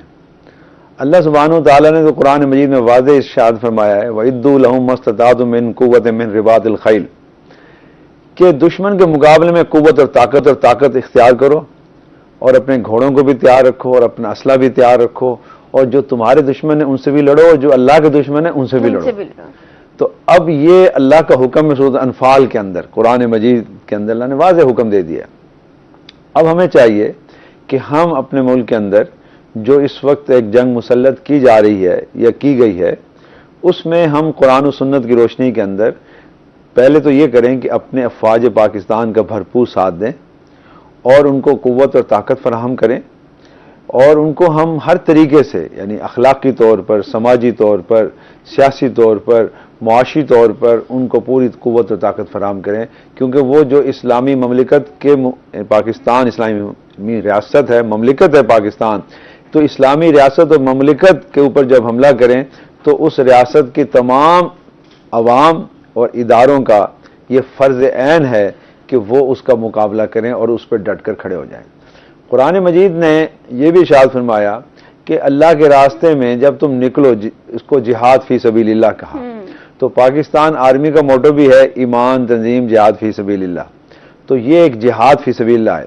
और मैं बताऊं, इस्लाम की तालीमात के अंदर जहां हम कहते हैं ना अरकान इस्लाम है जी, जहां कलमा तय्यबा, नमाज, रोजा, ज़कात, हज है, वहां जिहाद फी सबीलिल्लाह भी है। तो इस्लाम का सबसे एक अहम रुकन जिहाद फी सबीलिल्लाह है। तो जिहाद के लिए हमें तैयार रहना है। अच्छा, जिहाद के फिर मुख्तलिफ अक़साम है, जद्दोजहद करना। अब जो है ना किताल उसमें सबसे आखिरी है। तो ये इस वक्त जो हम पर जो मुसल्लत किया जा रहा है वो जंग है, वो जिहाद है जो आखिरी दर्जे के अंदर है, और जिसके लिए हम सब कुछ हमने अल्लाह के रास्ते में दे भी देना है अगर ज़रूरत पड़ेगी। तो इस वक्त हमें ये चाहिए कि हम इस्लाम की तालीमात के मुताबिक अपने आप को मुत्तहिद करें, अपनी कुव्वत को यकजा करें, अपनी टेक्नोलॉजी को, अपने असले को तैयार रखें। इस्लाम ये कहता है कि जब आप पर कोई हमला करे तो आप उसका भरपूर जवाब दें। इस्लाम ने ये नहीं कहा उसके आगे हाथ जोड़ के खड़े हो जाएं या उसे माफी मांग लें, नहीं। जब कोई आप पर हमला करे आप उसका जवाब दें। जैसे कि रसूल पाक सल्लल्लाहु अलैहि वसल्लम जब मदीना में आए तो मदीना आपने एक छोटी सी इस्लामी रियासत कह लें, बल्कि एक शहर बनाया, एक शहरी रियासत कायम की आपने। उस शहरी रियासत मदीना के ऊपर जब कुफार मक्का ने हमला किया तो गज़वा बदर हुआ, फिर उससे अगले साल गज़वा ओहद हुआ। अब आप देखें, एक छोटी सी ममलिकत थी, छोटी सी जो ना रियासत थी, और पहले बदर में तो सिर्फ 313 लोग थे जो लड़ने वाले थे, सिर्फ 313, और ओहद में 700 थे। तो इन्होंने डटकर उनका मुकाबला किया, और इन 2 जंगों के अंदर मुसलमानों को नुकसान भी हुआ, फतह भी हुई। बदर में फतह हुई और ओहद में नुकसान हुआ, लेकिन इसके बावजूद मुसलमान फिर कुव्वत और ताकत को मुज्तमा करके, तैयारी करके, जब 5 हिजरी में यानी उसके 2 साल बाद मुसलमान इकट्ठे हुए तो गज़वा अहज़ाब हुआ, जिसे हम खंदक कहते हैं आमतौर पे। तो गज़वा अहज़ाब में मुसलमानों ने एक मुत्तहिदा आर्मी का मुकाबला किया, और इस तरह से उनका मुकाबला किया कि सारी फौजें जो पूरे अरब से इकट्ठी होकर आई थी उनका आपने मुकाबला किया, और ऐसा मुकाबला किया कि आप देखें कि 1 महीने से ज़्यादा मुहासरा रहा, और उस खंदक के बाद मुसलमान कामयाब हुए। तो इस्लाम का उसूल ये है कि जंग के वक्त ना पूरी कौम मुत्तहिद हो जाए, और अपने तमाम वसाइल, जितने रिसोर्सेज हैं, वो जंग के लिए तैयार रखें, और जंग को दुश्मन के मुकाबले के लिए हर हम वक्त तैयार रहना चाहिए। और दुश्मन से डरना नहीं है, घबराना नहीं है, हिम्मत और हौसले के साथ जो आगे बढ़ना है। तो इसलिए मोमिन जो है ना, उसके तो ईमान का ये एक अहम रुकन है कि वो जिहाद के लिए अपने आप को तैयार रखे। और जिहाद जो होता है अल्लाह के रास्ते में, जब आप रियासत की हिफाजत करते हैं, ममलिकत की हिफाजत करते हैं, अवाम के जान और माल की हिफाजत करते हैं और अपने मुल्क की हिफाजत करते हैं, तो गोया आप जिहाद फी सबीलिल्लाह कर रहे हैं। ये अल्लाह के रास्ते में जिहाद है। और इससे बड़ा जिहाद क्या होगा जबकि दूसरा मुल्क जो है, जो यानी हिंदुस्तान है, भारत है, वो एक हिंदू काफिर रियासत है, वो एक हिंदू रियासत है। और हिंदू रियासत जो है उसने एक इस्लामी रियासत के ऊपर बिला जवाब अटैक किया, जहरियत की है, जो सर्जिकल स्ट्राइक कहते हैं उसको, वो जो सर्जिकल स्ट्राइक की हैं। तो इसका पाकिस्तान के अफवाज जब भरपूर जवाब देंगे तो ये जिहाद फी सबीलिल्लाह ही का आला तरीन दर्जा है। तो इसमें हमें क्या करना है? इस्लाम हमें यह कहता है कि हम अपने अफवाज का साथ दें, उनके साथ खड़े हो जाएं, अखलाकी तौर पर भी, समाजी तौर पर भी, मीडिया के अंदर भी, यानी हर तरह उनकी सपोर्ट की जाए। ये ना कि उनको ताकतवर बनाया जाए, उनको कमज़ोर ना किया जाए, बल्कि उनकी हिम्मत बंधाई जाए।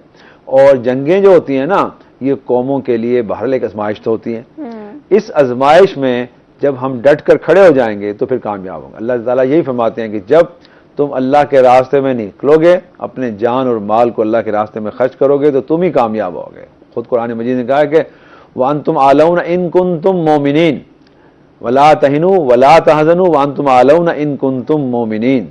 अल्लाह ने साफ ऐलान कर दिया है कि तुम मत घबराओ, मत गमज़दा हो जाओ, तुम सिर्फ डट कर खड़े हो जाओ, तुम ही गालिब आओगे और अल्लाह तुम्हारे साथ है। शर्त यह है इन कुंतुम मोमिनीन, अगर तुम ईमान वाले हो, अगर तुम्हारे अंदर ईमान है, अगर ईमान का जज्बा है, तो फिर तुम्हें घबराना नहीं है, परेशान नहीं होना। तुम्हें वला तहिनु वला तहजनु, ना तो तुमने शिकस्ता दिल होना है, ना गमज़दा होना है, तुम ही गालिब होगे। और तुम आलौना इन कुंतुम, अगर तुम ईमान वाले हो। तो ईमान की शर्त है। तो लिहाजा इस वक्त पूरी कौम को, पाकिस्तानी कौम को एक जज्बे के साथ खड़े होना चाहिए, अपने ईमान के जज्बे के साथ, अपने कौमी और मिली जज्बे के साथ हमें खड़े होना है और दुश्मन का मुकाबला करना है। इसमें इस्लाम की तालीमात तो यही है। इस्लाम तो वाज़े तौर पर यह कहता है कि आप दुश्मन के मुकाबले में डट कर खड़े हो जाएं, उसका मुकाबला करें, और इसमें जो घबराने की जरूरत नहीं है।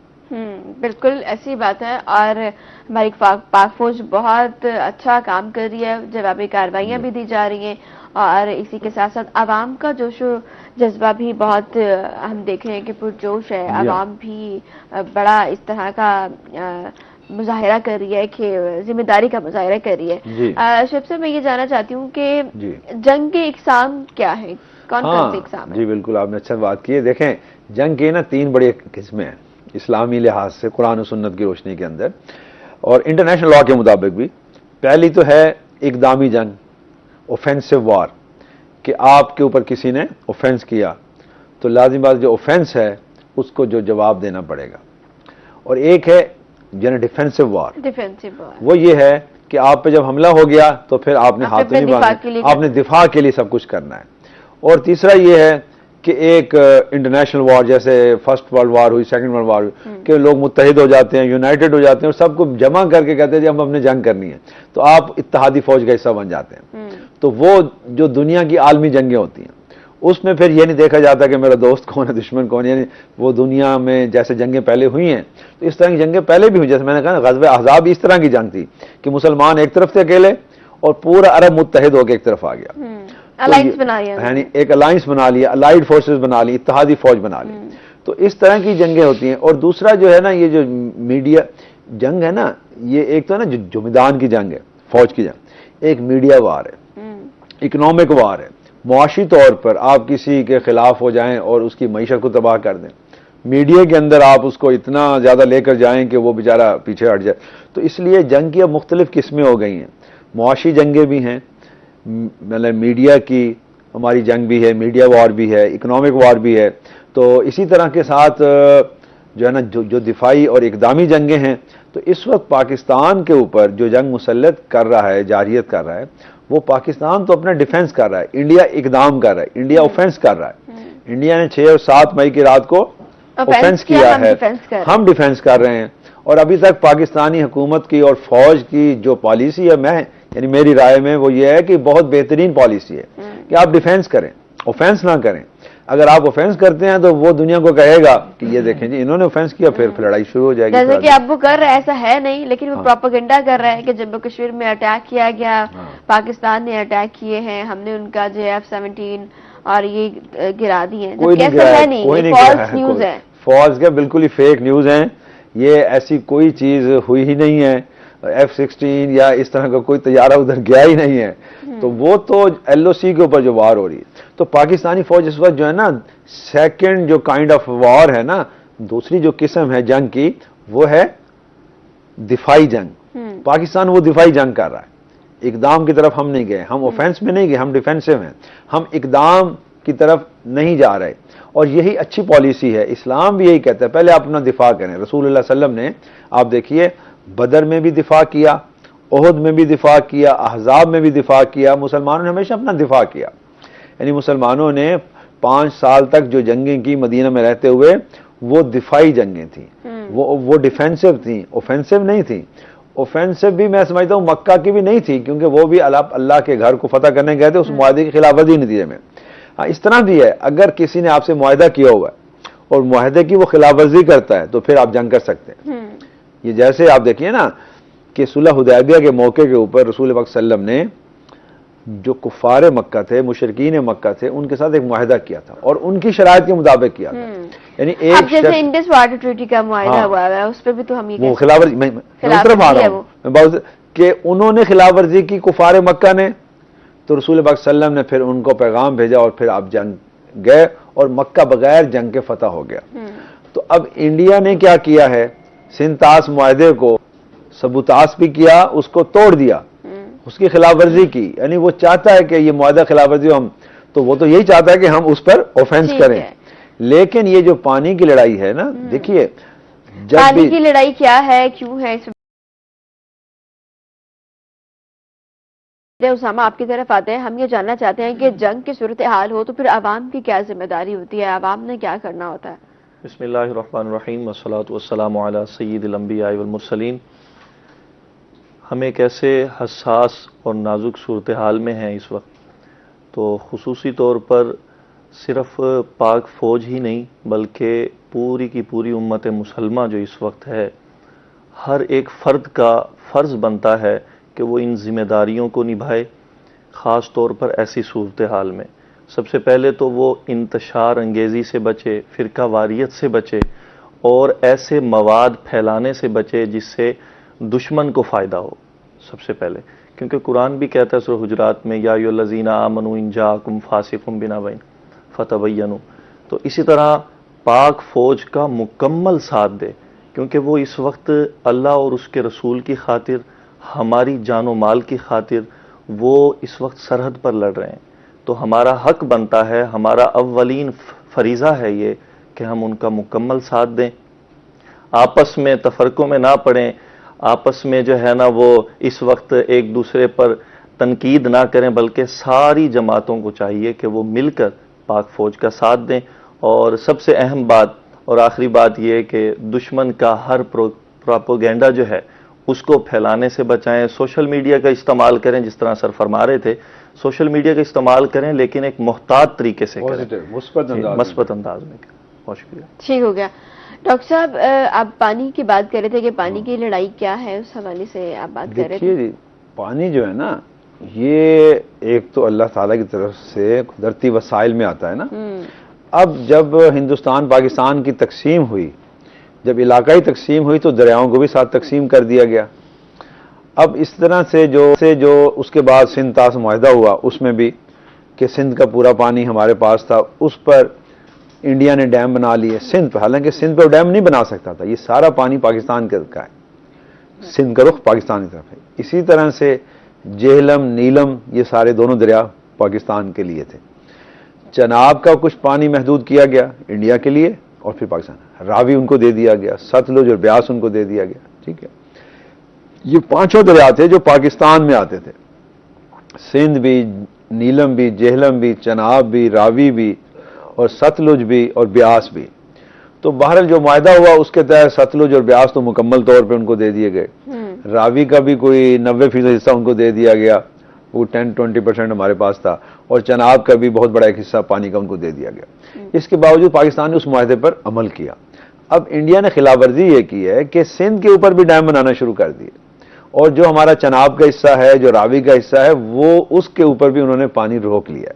ये पानी की जाहरियत है, ये वो चीज़ है जिससे ज्यादा इश्तिआल फैलेगा। देखिए, आपने दुनिया के साथ मुआहदे किए हैं, आप बैनुल-अक़वामी तौर पर इंटरनेशनल लॉ के तहत तो नहीं कर सकते, आप बैनुल-अक़वामी तौर पर पाबंद हैं। इस्लाम भी यही कहता है कि जो मुआहदा कर उस पर अमल करें। जनाब अलैहिस्सलाम ने जब सुलह हुदैबिया का मुआहदा किया तो वो कुफार और मुशरिकीन की ज्यादा फेवर में था, लेकिन सल्लम ने उस पर 2 साल मुसलसल अमल किया। जब खिलाफ वर्जी की तो कुफार मक्का ने की, मुशरिकीन मक्का ने की। जब उन्होंने खिलाफ वर्जी कर ली तो फिर उन्होंने कहा ठीक है, अब फिर हमारा ऐलान जंग होगा, और फिर सल्लम ने जंग की। इसी के साथ सर एक कॉलर है, कॉलर लेते हैं। अस्सलाम वालेकुम। अस्सलाम वालेकुम सिस्टर। वालेकुम अस्सलाम। कौन कहाँ से बात कर रहा है? जी, मैं तुफैल अहमद बात कर रहा हूँ, डिस्ट्रिक्ट सक्खर से। जी तुफैल, क्या कहना चाहेंगे? जी, प्रोफेसर साहब की बात को मैं आगे बढ़ाता चलूं। बहुत ही अच्छी बात की कि आप सल्लल्लाहु अलैहि वसल्लम ने जो ट्रीटी की थी कि यहूदियों को कहा था, मुशरिकीन मक्का को, कि आप अगर ऐसे करोगे तो हम इस तरीके से सुलह पर चलेंगे। लेकिन हमने जो उनसे अग्रीमेंट की, उन्होंने जो अग्रेशन की है 2 दिन पहले, जो हमारे मासूम बच्चों को शहीद किया है, तो उन्होंने तो वो ट्रीटी, वो जो सुलह, वो जो अग्रीमेंट है और जो सिंताज मुआहदा था, वो तो कब का खत्म कर दिया। उन्होंने अग्रेशन दिखाई है, और कुरान मजीद में सूरह तौबा में अल्लाह ताला कह रहा है 4-5 आयत में कि अगर वो इस मुआहदे का जो वो तोड़ दे, वायदा कोविनेंट अगर वो तोड़ दे, तो फिर आप उनसे एग्रेशन भी करो, रिटेलिएशन ही करो।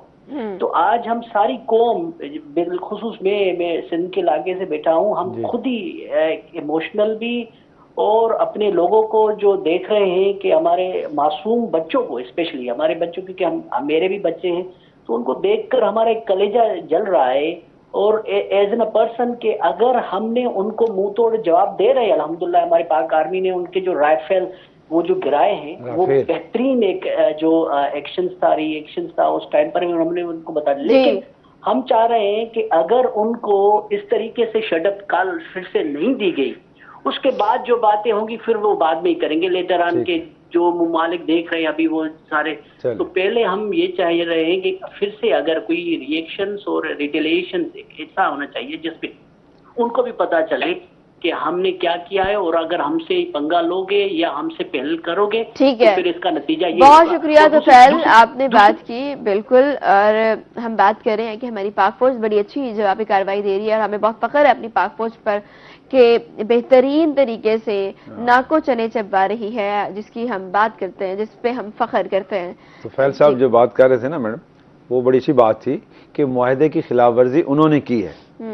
तो कुरान भी ये कहता है सूरह तौबा में भी कि जब ये मुआहदे की खिलाफ वर्जी करें, क्योंकि रसूल पाक सल्लल्लाहु अलैहि वसल्लम ने पहले यहूद से एक मुआहदा किया था, मिसाक मदीना, उसकी खिलाफ वर्जी की बनु कैनका ने, बनु नज़ीर ने, बनु कुरैज़ा ने। 3 यहूद के कबीले मदीना में थे, बनु कैनका, बनु नज़ीर और बनु कुरैज़ा। तीनों ने खिलाफ वर्जी की, तो तीनों के खिलाफ सल्लम ने फिर इकदाम किया, फिर वो वहां से चले गए। इसी तरह मक्का की जो फतह है वो भी असल में सुलह हुदैबिया की खिलाफ वर्जी थी। तो ये साहब ठीक फरमा रहे हैं जो तुफैल साहब कि अब इन्होंने भी हर मुआहदे की खिलाफ वर्जी की। इंडिया ने जंग बंदी का मुआहदा था, सीज फायर का मुआहदा था कि LOC पे भी फायरिंग नहीं होगी, सीज फायर था, उन्होंने खिलाफ वर्जी की और आए दिन करते थे। पानी का मुआहदा था सिंताज का, उसको भी तोड़ दिया। और फिर जो सबसे बड़ी खिलाफ वर्जी की वो इंटरनेशनल लॉ की है। देखिए, जंग के भी उसूल हैं, कायदे हैं। आप हमला करेंगे ना तो फौज ही तनसीबात पे करेंगे, फौज पे करेंगे। आपने इस्लामिक तालीमात में आज दुश्मन के मजहबी मकामात, मसाजिद, सिविलियंस को टारगेट करना इस्लाम क्या कहता है? जी, इस्लाम की तो वाज़े तालीम ये है कि आप बच्चों पर, औरतों पर, बूढ़ों पर हमला नहीं कर सकते जंग के दौरान। आप उनके मजहबी मकामात को भी तहस नहस नहीं कर सकते, यहां तक कि उनके मंदिर को भी, उनके चर्च को भी, उनके सेनिगॉल को भी, उनके जो माबद है ना, जहां वो मजहब के लोग इबादत करते हैं, कुरान कहता है कि आप उनको भी नहीं कुछ कहेंगे। रसूल सल्लम ने अपने फौजी, यहां तक फसलें नहीं जलाएंगे, आप उनके घर नहीं गिराएंगे, आप उनकी जान माल को इस तरह अवाम की जान माल पर हमला नहीं करेंगे। अवाम की जान माल महफूज होंगे जंग में भी। इस्लाम का ये वाज़े उसूल है।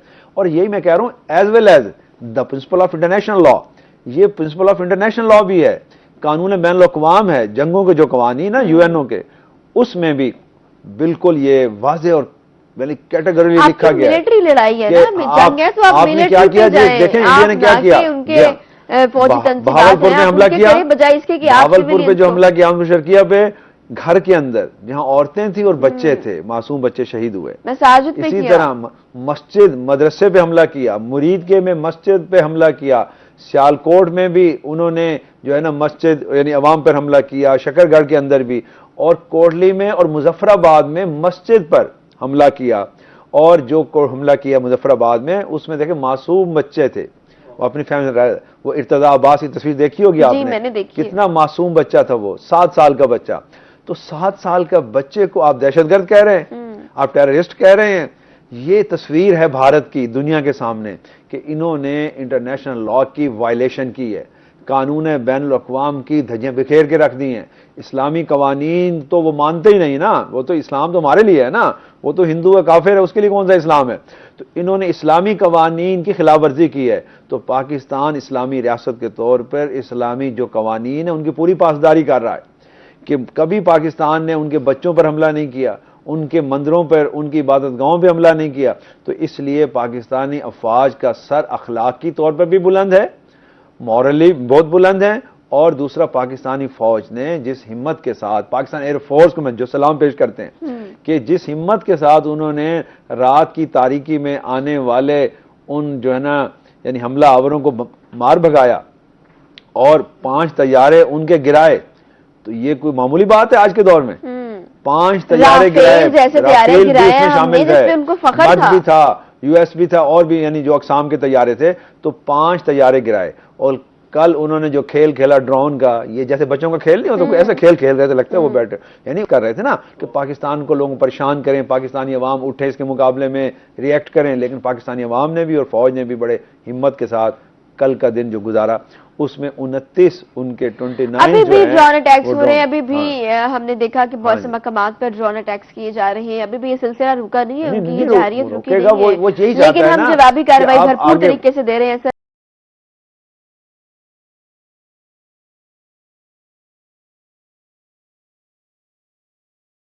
उसामा, आपकी तरफ आते हैं। जंगी हालात में आवाम को किस हद तक सब्र का मुजाहरा करना है, दुआएं करनी है, क्या चीजें हैं? बिस्मिल्लाहिर्रहमानिर्रहीम। जहाँ तक अफवाज पाकिस्तान जो मुजाहिदीन का, उम्मत मुसलमा के मुजाहिदीन का एक काफिला है, तो वो अपना काम सरअंजाम दे रही है। अल्लाह ताला उनके हामी और नासिर हों। और जहाँ तक हमारा फ़र्ज़ बनता है, हमारा हक़ बनता है, दुआ अल्लाह ने एक बहुत बड़ा ख़जाना हमें दिया है। और जिस तरह हर मुश्किल वक्त में, हर परेशानी में, हर तकलीफ़ में अल्लाह ने हमें सब्र की तलकीन फरमाई है। और फिर सबसे बड़ी बात ये देखें कि अल्लाह ताला ने खुद इरशाद फरमाया कि मैं सब्र करने वालों के साथ हूँ। तो जिसके साथ अल्लाह है, तो यकीनन अल्लाह ताला कभी अपने बंदे को रुसवा नहीं करता, उसका साथ कभी नहीं छोड़ता। तो हमें घर बैठकर, जो बाहर नहीं लड़ सकते, क्योंकि सबसे पहले तो हमारी अफवाज पाकिस्तान लड़ेगी ना, तो जो हम घर बैठे हैं, तमाम औरतों से, तमाम बहनों से, माओं से, बच्चों से गुजारिश है कि अल्लाह के हुजूर सरबसजूद हों, दुआ करें, क्योंकि अल्लाह ने तमाम ख़जानों को, दुआ का सबसे बड़ा एक ख़जाना है, इबादत को, तमाम इबादत का मग़ज़ अल्लाह ने दुआ को करार दिया। तो हम दुआ करते हैं, अल्लाह ताला पता नहीं किसकी दुआ कबूल फरमाए, कौन सा ऐसा नेक बंदा होगा जिसकी अल्लाह दुआ कबूल फरमाएंगे, और यकीनन हमारा ये मसला हल हो जाएगा इंशाल्लाह। बाकी अल्लाह ताला हामी और नासिर हों। हमारी फ़ौज भरपूर किरदार अदा कर रही है, हम उनके शाना बशाना खड़े हैं इंशाल्लाह। देखें, आज बात जैसे जुमे का दिन है जी, तो जुमे नमाज के अंदर जो खुतबा होता है ना, अरबी का खुतबा, उसके बाद जो दुआ मांगी जाए वो जो जरूर कबूल होती है। तो मेरी उलमा से, खुतबा से, आपके प्रोग्राम के जरिए ये एक दरख्वास्त है, ऑन एयर जा रहा है हमारा प्रोग्राम, तो तमाम उलमाए कराम, तमाम अकाब फ़िक्र के लोग, सुन्नी हों या अहले तशी हों, अहले सुन्नत और अहले तशी हों, जिस भी मकतब फ़िक्र से उनका ताल्लुक है, आज जुमा की नमाज में बिलखसूस खुतबे के अंदर वो दुआ करें। खुतबे के आखिर के ऊपर जो दुआ होती है, अरबी में होती है, वो अरबी में भी मांगे, और बाद में हाथ उठा के उर्दू में और पंजाबी और सराइकी और सिंधी और बलोची में और पश्तो में भी दुआएं मांगे, अपनी मकामी ज़बानों में दुआएं मांगे अल्लाह से कि वो हमारी फ़ौज की मदद करे और हम कौम के अंदर जो है ना अज़म हौसला पैदा करे और ये जो आजमाइश की घड़ी है इसमें हमें कामयाब करे और दुश्मन को जो है ना नाकाम करे। तो दुश्मन की नाकामी के लिए दुआ की जाएगी और ये दुआ सुन्नत है। जनाब अलैहिस्सलाम जब जंग होती थी तो जंग में दुआएं करते थे, रातों को उठकर आप सजदे करते थे, तहज्जुद पढ़ते थे और पूरी पूरी रात सजदा करते थे। तो हमें चाहिए कि आज जुमे का दिन है, हम ये भी करें। और फजर की नमाज के बाद जो है ना वो दुआए कुनूत नाज़िला है, जो कि वो भी एक सुन्नत है कि जब जंग छिड़ जाए तो फजर की नमाज की दूसरी रकत में दुआए कुनूत जो नाज़िला पढ़ी जाती है हमें वो पढ़नी चाहिए ताकि मुल्क के अंदर जो है ना ये जंग खौफ जो है ये ख़त्म हो जाए। बिल्कुल। और सर एक हदीस में भी तो है ना कि आखिरी जो जंग होगी वो पानी पर होगी। हाँ, इस हवाले से भी तो हम ये इसको रिलेट कर रहे हैं। जी जो हदीस है ना जी क़यामत के कुर्ब क़यामत की हदीस है बुखारी शरीफ के अंदर, उनमें एक हदीस में है कि कुर्ब क़यामत में से एक ये भी है कि आखिरी दौर में पानी के ऊपर, पानी की तकसीम पर और पानी के वसाइल पर लड़ाई होगी। तो पानी क्या खत्म हो जाएगा? नहीं, पानी तो होगा लेकिन उसके अंदर लोगों की तकसीम नहीं ठीक होगी ना कि जिस पे लड़ पड़ेंगे। लाजिम बात है ये जो इंडिया हमारे साथ ये लड़ाई लड़ना चाह रहा है और दुनिया इस तरफ जा रही है, आगे देखें ना पानी की किल्लत पैदा हो रही है। पहले तो पानी आम मिलता था, अब पानी जो है वो कीमतन मिलता है और आहिस्ता आहिस्ता जो कीमत है इसकी बढ़ती जा रही है। तो दरियाओं के अंदर भी, समंदरों के अंदर भी एक तब्दीली आ रही है। तो इसलिए हमें चाहिए कि हम पानी को भी एक बहुत बड़ा अल्लाह का जो कुदरत का जरिया है वो समझते हुए उसका सही इस्तेमाल भी करें और अपने दरियाओं को ऊपर डैम बनाएं, बंद बांधें और पानी को सही तौर पर ज़्यादा से ज़्यादा इस्तेमाल करें। तो बहरहाल इस पर भी यानी जो है ना जंग हो सकती है, ये पेशेन गोई है। तो ये जो आज जंग है ना जी, इसे ग़ज़वा हिंद भी कहा गया है ना। जो कुर्ब क़यामत के आसार उनमें यह है कि आखिरी दौर में ग़ज़वा हिंद भी होगा, लेकिन ग़ज़वा हिंद के अंदर मुसलमान ही गालिब आएंगे। तो इंशाअल्लाह इस्लाम गालिब आएगा, मुसलमान गालिब आएंगे, पाकिस्तान आर्मी गालिब आएगी।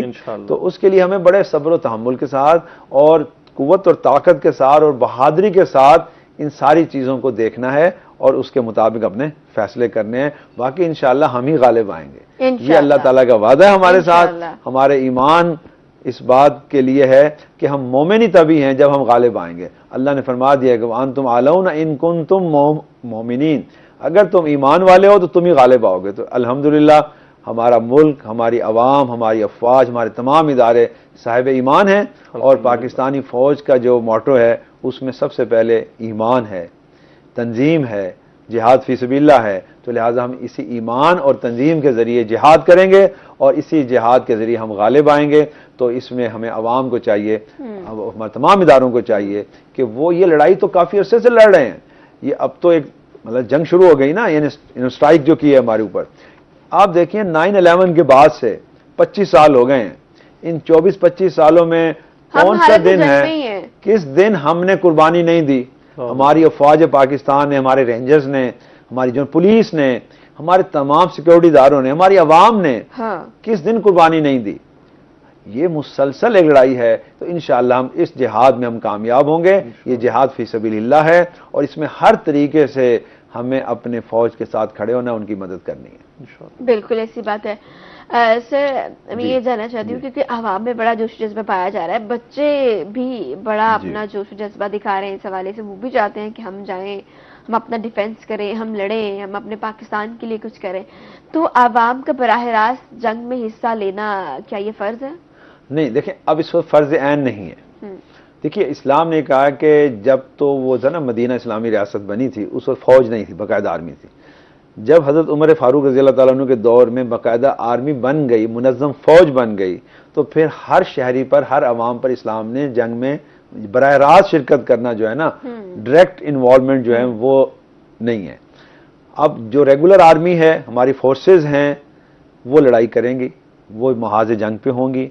अवाम ये है उनके पीछे खड़ी रहे, जैसे मैंने कहा ना, अखलाकी तौर पर, मुआशी तौर पर, सियासी तौर पर उनकी मदद करे।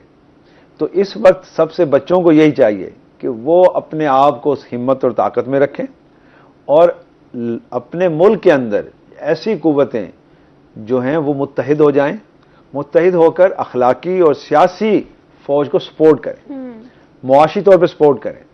अपने ऐसे पहले 65 में भी हुआ, 71 में भी हुआ, अवाम ने हिस्सा लिया लेकिन पीछे रहकर।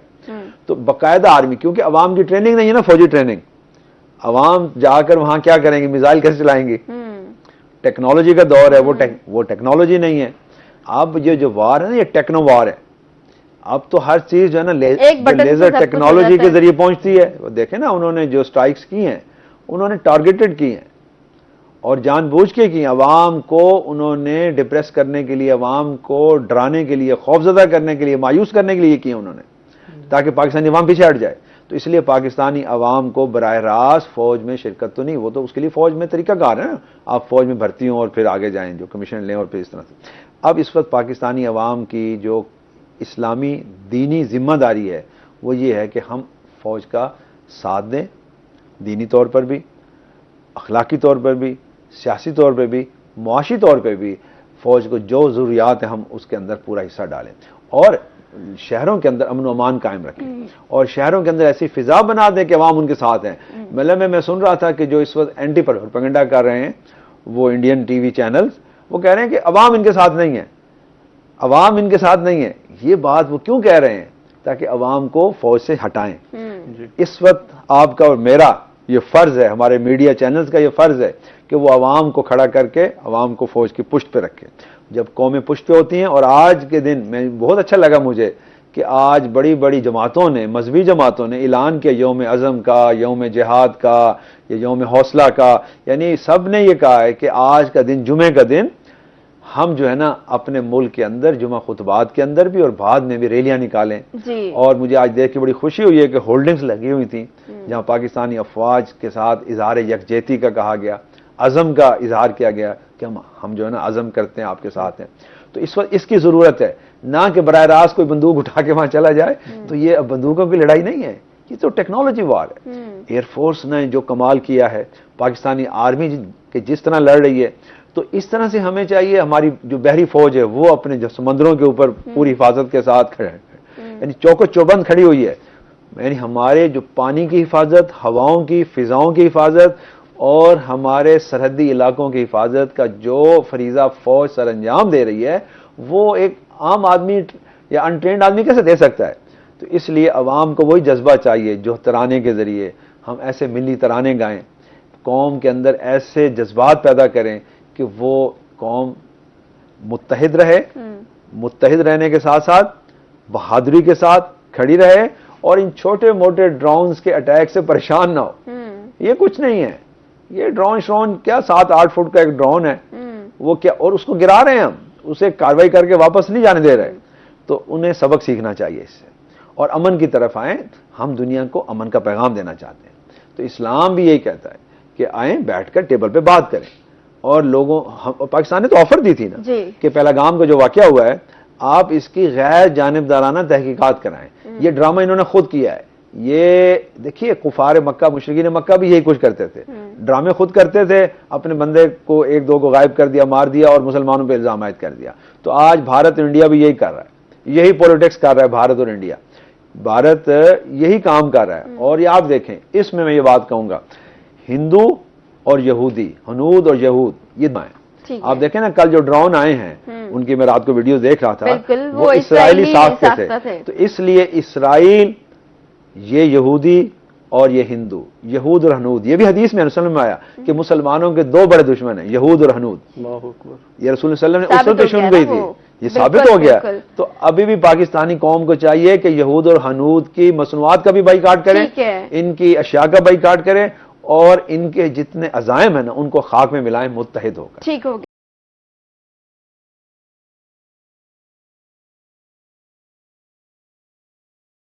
अगर जंग मुसल्लत हो जाए तो फिर क्या जिम्मेदारी है पाकिस्तानी अवाम की, क्या जिम्मेदारी है? देखिए, इस्लाम के हवाले से मैं बात करूं, क्योंकि इस्लाम एक जो मुकम्मल निज़ाम है, आता है, ज़ाब्ता है में, और हम सब मुसलमान हैं पाकिस्तान में, और पाकिस्तान में जो अक़लियतें भी रहती हैं ना, वो भी इस बात को मानेंगी कि जब जिस मुल्क पर जंग अगर मुसल्लत हो गई तो उसकी अवाम, उसकी तमाम इदारों की ये बुनियादी फ़र्ज़ है इस्लामी तालीमात के मुताबिक कि वो फिर जंग में हिस्सा लें। अब वो किस तरह हिस्सा लेंगे, उसके लिए ज़रूरी नहीं है कि वो सारे बॉर्डर पे जाके लड़ें, वो फ़ौज की पीछे से मदद करें। यानी जैसे पैरामेडिकल स्टाफ चाहिए उन्हें, ज़ख्मियों के लिए मरहम पट्टी के लिए हस्पताल चाहिए, अद्वियात चाहिए, उनके लिए खुराक चाहिए, पानी चाहिए। देखें ना, सिर्फ जंग असले की तो नहीं होती, असला तो आगे इस्तेमाल हो रहा होता है। अब उस जंग के अंदर आपको वसाइल भी चाहिए, आपको गाड़ियां चाहिए, गाड़ियां दे दें, अपनी फ्यूल दे दें, अपने ट्रक कंटेनर दे दें सामान ले जाने के लिए, और असले के लिए भी उन्हें आप दें सामान। देखें असला है उसके। इसी तरह से आप अपने एयरपोर्ट्स के ऊपर उनकी मदद के लिए हर वक्त तैयार खड़े हों, जब वो आएँ तो उनकी मदद करें, उनको खाना पीना, और इसके साथ अद्वियात, उनकी मेडिकल एड, और इसके साथ साथ जो फौज को चाहिए अखलाकी मदद, स्पोर्ट, ये नारा और जो जज्बा होता है ना, ये नारा लगाना, नारा तकबीर, अल्लाह अकबर, इससे हौसला बढ़ता है? तो इसके लिए जो हमारे मिली नगमे हैं, मिली नगमे चलाएं। मोराल बूस्ट करते हैं। मैं ये चाहूंगा कि इस वक्त हमारे जितने गुलकार हैं, जो सिंगर्स हैं, उसमें दरखास्त होगी कि नए मिली नगमे बनाएं, नए तराने बनाएं जो आज के दौर में, आज की ट्यून्स के ऊपर ISPR ने एक बनाया भी है। हाँ जी, ISPR तो ये काम कर रही है, बाकियों को भी साथ करना चाहिए ना। हम इस वक्त सारे एक कौम बन जाएं। ISPR कोई अलग चीज नहीं है, इसी फौज का, इसी मुल्क का हिस्सा है। वो बना रहे हैं, हम भी बनाएं। हमारे जितने माशाल्लाह पाकिस्तान की जो इंडस्ट्री है सॉन्ग्स की, फिल्म की, वो माशाल्लाह दुनिया की बड़ी इंडस्ट्रियों में से एक है। नंबर 3-4 पे तो आते हैं या नाम की। तो इसलिए हमें चाहिए कि जैसे उस दौर में मलका जतरन्नम नूर जहां ने गाने खुद बनाए थे, खुद गाए थे, तो उस तरह के गाने हम बनाएं, कौम में जज्बा पैदा करें, मिली नगमे पैदा गाएं, और हमारे तमाम तबकात, वो जो समाजी हैं, सियासी हैं, वकला हैं, डॉक्टर हैं, इंजीनियर हैं, जो प्रोफेसर, अवामुन्नास, यानी असातिज़ा जो तालीमी इदारों में बच्चों के अंदर जज्बा पैदा करें, और जहां जरूरत पड़े वहां खड़े हो जाएं। और अगर कहीं कोई इस तरह की ड्रोन आता है, कोई चीज आती है, तो उससे परेशान ना हो। उसमें हमारा इस्लामी फरीजा यह है कि सब्र और हिम्मत के साथ उसका मुकाबला करें, और अपने इदारों को फौरी इतला करें, और उसके ऊपर अपने इदारों के साथ ताउन करें। तावनु अलल बिर्रि व तक़वा वला तावनु अलल इस्मि वल उद्वान। ठीक है, उस पर घबराना नहीं है, परेशान नहीं होना। सर जानते हैं, एक कॉलर हमारे साथ है, कॉलर लेते हैं। अस्सलाम वालेकुम। जी अस्सलाम वालेकुम, मोहम्मद शकूर खान बात कर रहा हूँ। हमारे जनाब प्रोफेसर डॉक्टर अब्दुल कद्दूस सईद साहब ने बहुत खूबसूरत और इस्लाम की तालीमात की रोशनी में बहुत वाज़ेह और बहुत अच्छा पैगाम कौम को दिया है, और दूसरे जो हमारे स्कॉलर हैं उन्होंने भी बहुत अच्छा पैगाम दिया है। मैं इस सिलसिले में ये चाहूंगा कि आके दो जहाँ हजरत मोहम्मद सल्लल्लाहु अलैहि वसल्लम जो फरमाया और मुसलमानों के लिए फरमाया, जिसकी वजाहत आप कर चुके हैं, इसको मजीद फैलाने के लिए हमारे मुख्तलिफ चैनल्स और हमारे जो मुस्लिम कम्युनिटी है, 2 अरब हमारे मुसलमान हैं, और खास तौर पे इंडिया में हमारे जो 20 करोड़ मुसलमान हैं, ये पैगाम चूंकि उन्होंने चैनल्स और सारे जो आपके लेटेस्ट टेक्नोलॉजी है, आपकी फेसबुक है वगैरह, सब कुछ बंद किया हुआ है, तो वहाँ के उलमा कराम को भी चाहिए कि वो इस सिलसिले में अपने मुसलमान भाइयों को ये पैगाम जरूर दें। सबसे पहली चीज तो ये है कि जंग मुसल्लत मोदी सरकार कर रही है और उसके अज़ाइम बहुत खतरनाक है, लेकिन हमें ये भी सोचना चाहिए कि इसमें जो इंसानी जानों का ज़िया है और जो मुसलमानों का ज़िया है, वो बहुत उसका खतरा होता है, और उसके लिए ज़हर हमें हमारा वक्त तैयार रहना चाहिए, और हमारी सपोर्ट अपनी पाक फौज के साथ भी होनी चाहिए। लेकिन इंटरनेशनल लेवल पे हम जितने मुस्लिम ममालिक हैं और UNO की जो करारदाद है, इनको जितना हम मीडिया के थ्रू हाईलाइट कर सकते हैं और वहां तक पहुंचा सकते हैं, ताकि झूठ और सच का जो है वो पर्दा चाक हो। मोदी जो भी काम कर रहे हैं उसका मीडिया वॉर कर रहा है, और सबसे ज्यादा वो झूठ बोल रहा है और दुनिया की आंखों में धूल झोंक रहा है कि पाकिस्तान अटैक कर रहा है। हालांकि ये तो शायद मोदी ने वो जो कहानी बचपन में स्कूल में पढ़ी थी वुल्फ एंड लैम्ब वाली, तो उस पर वो अमल कर रहा है, और वो खुद कहते हैं कि मैं तो बड़ा मजलूम हूँ, मेरे ऊपर अटैक हो रहा है। तो मैं समझता हूँ कि इसको जितना भी आपके चैनल हाईलाइट करें और पाकिस्तान और कौम के अंदर वो स्पिरिट और जज्बा पैदा करें, जो बच्चों में, स्कूलों में, हमारे उलमा कराम, खासतौर पर जुमा का दिन है, हम अपने इस्लाम के लिए दुआएं भी उलमा कराम जी बिल्कुल ठीक है। बहुत शुक्रिया शकूर खान, बहुत शुक्रिया। आपने जो बात की बिल्कुल आपने बजा फरमाई। जी सर। जी बिल्कुल, उन्होंने बड़ी अच्छी बात की है। देखिए इस वक्त ना मतलब मुसलमान उम्मत को भी चाहिए कि पाकिस्तान का साथ दें। ये वो आखिरी पॉइंट जिसमें हम बात करें। देखिए इस्लाम ये कहते हैं अब एक मुसलमान मुल्क पर कोई आफत आए, ये कोई हमला हो, तो पूरी उम्मत जमा हो जाए।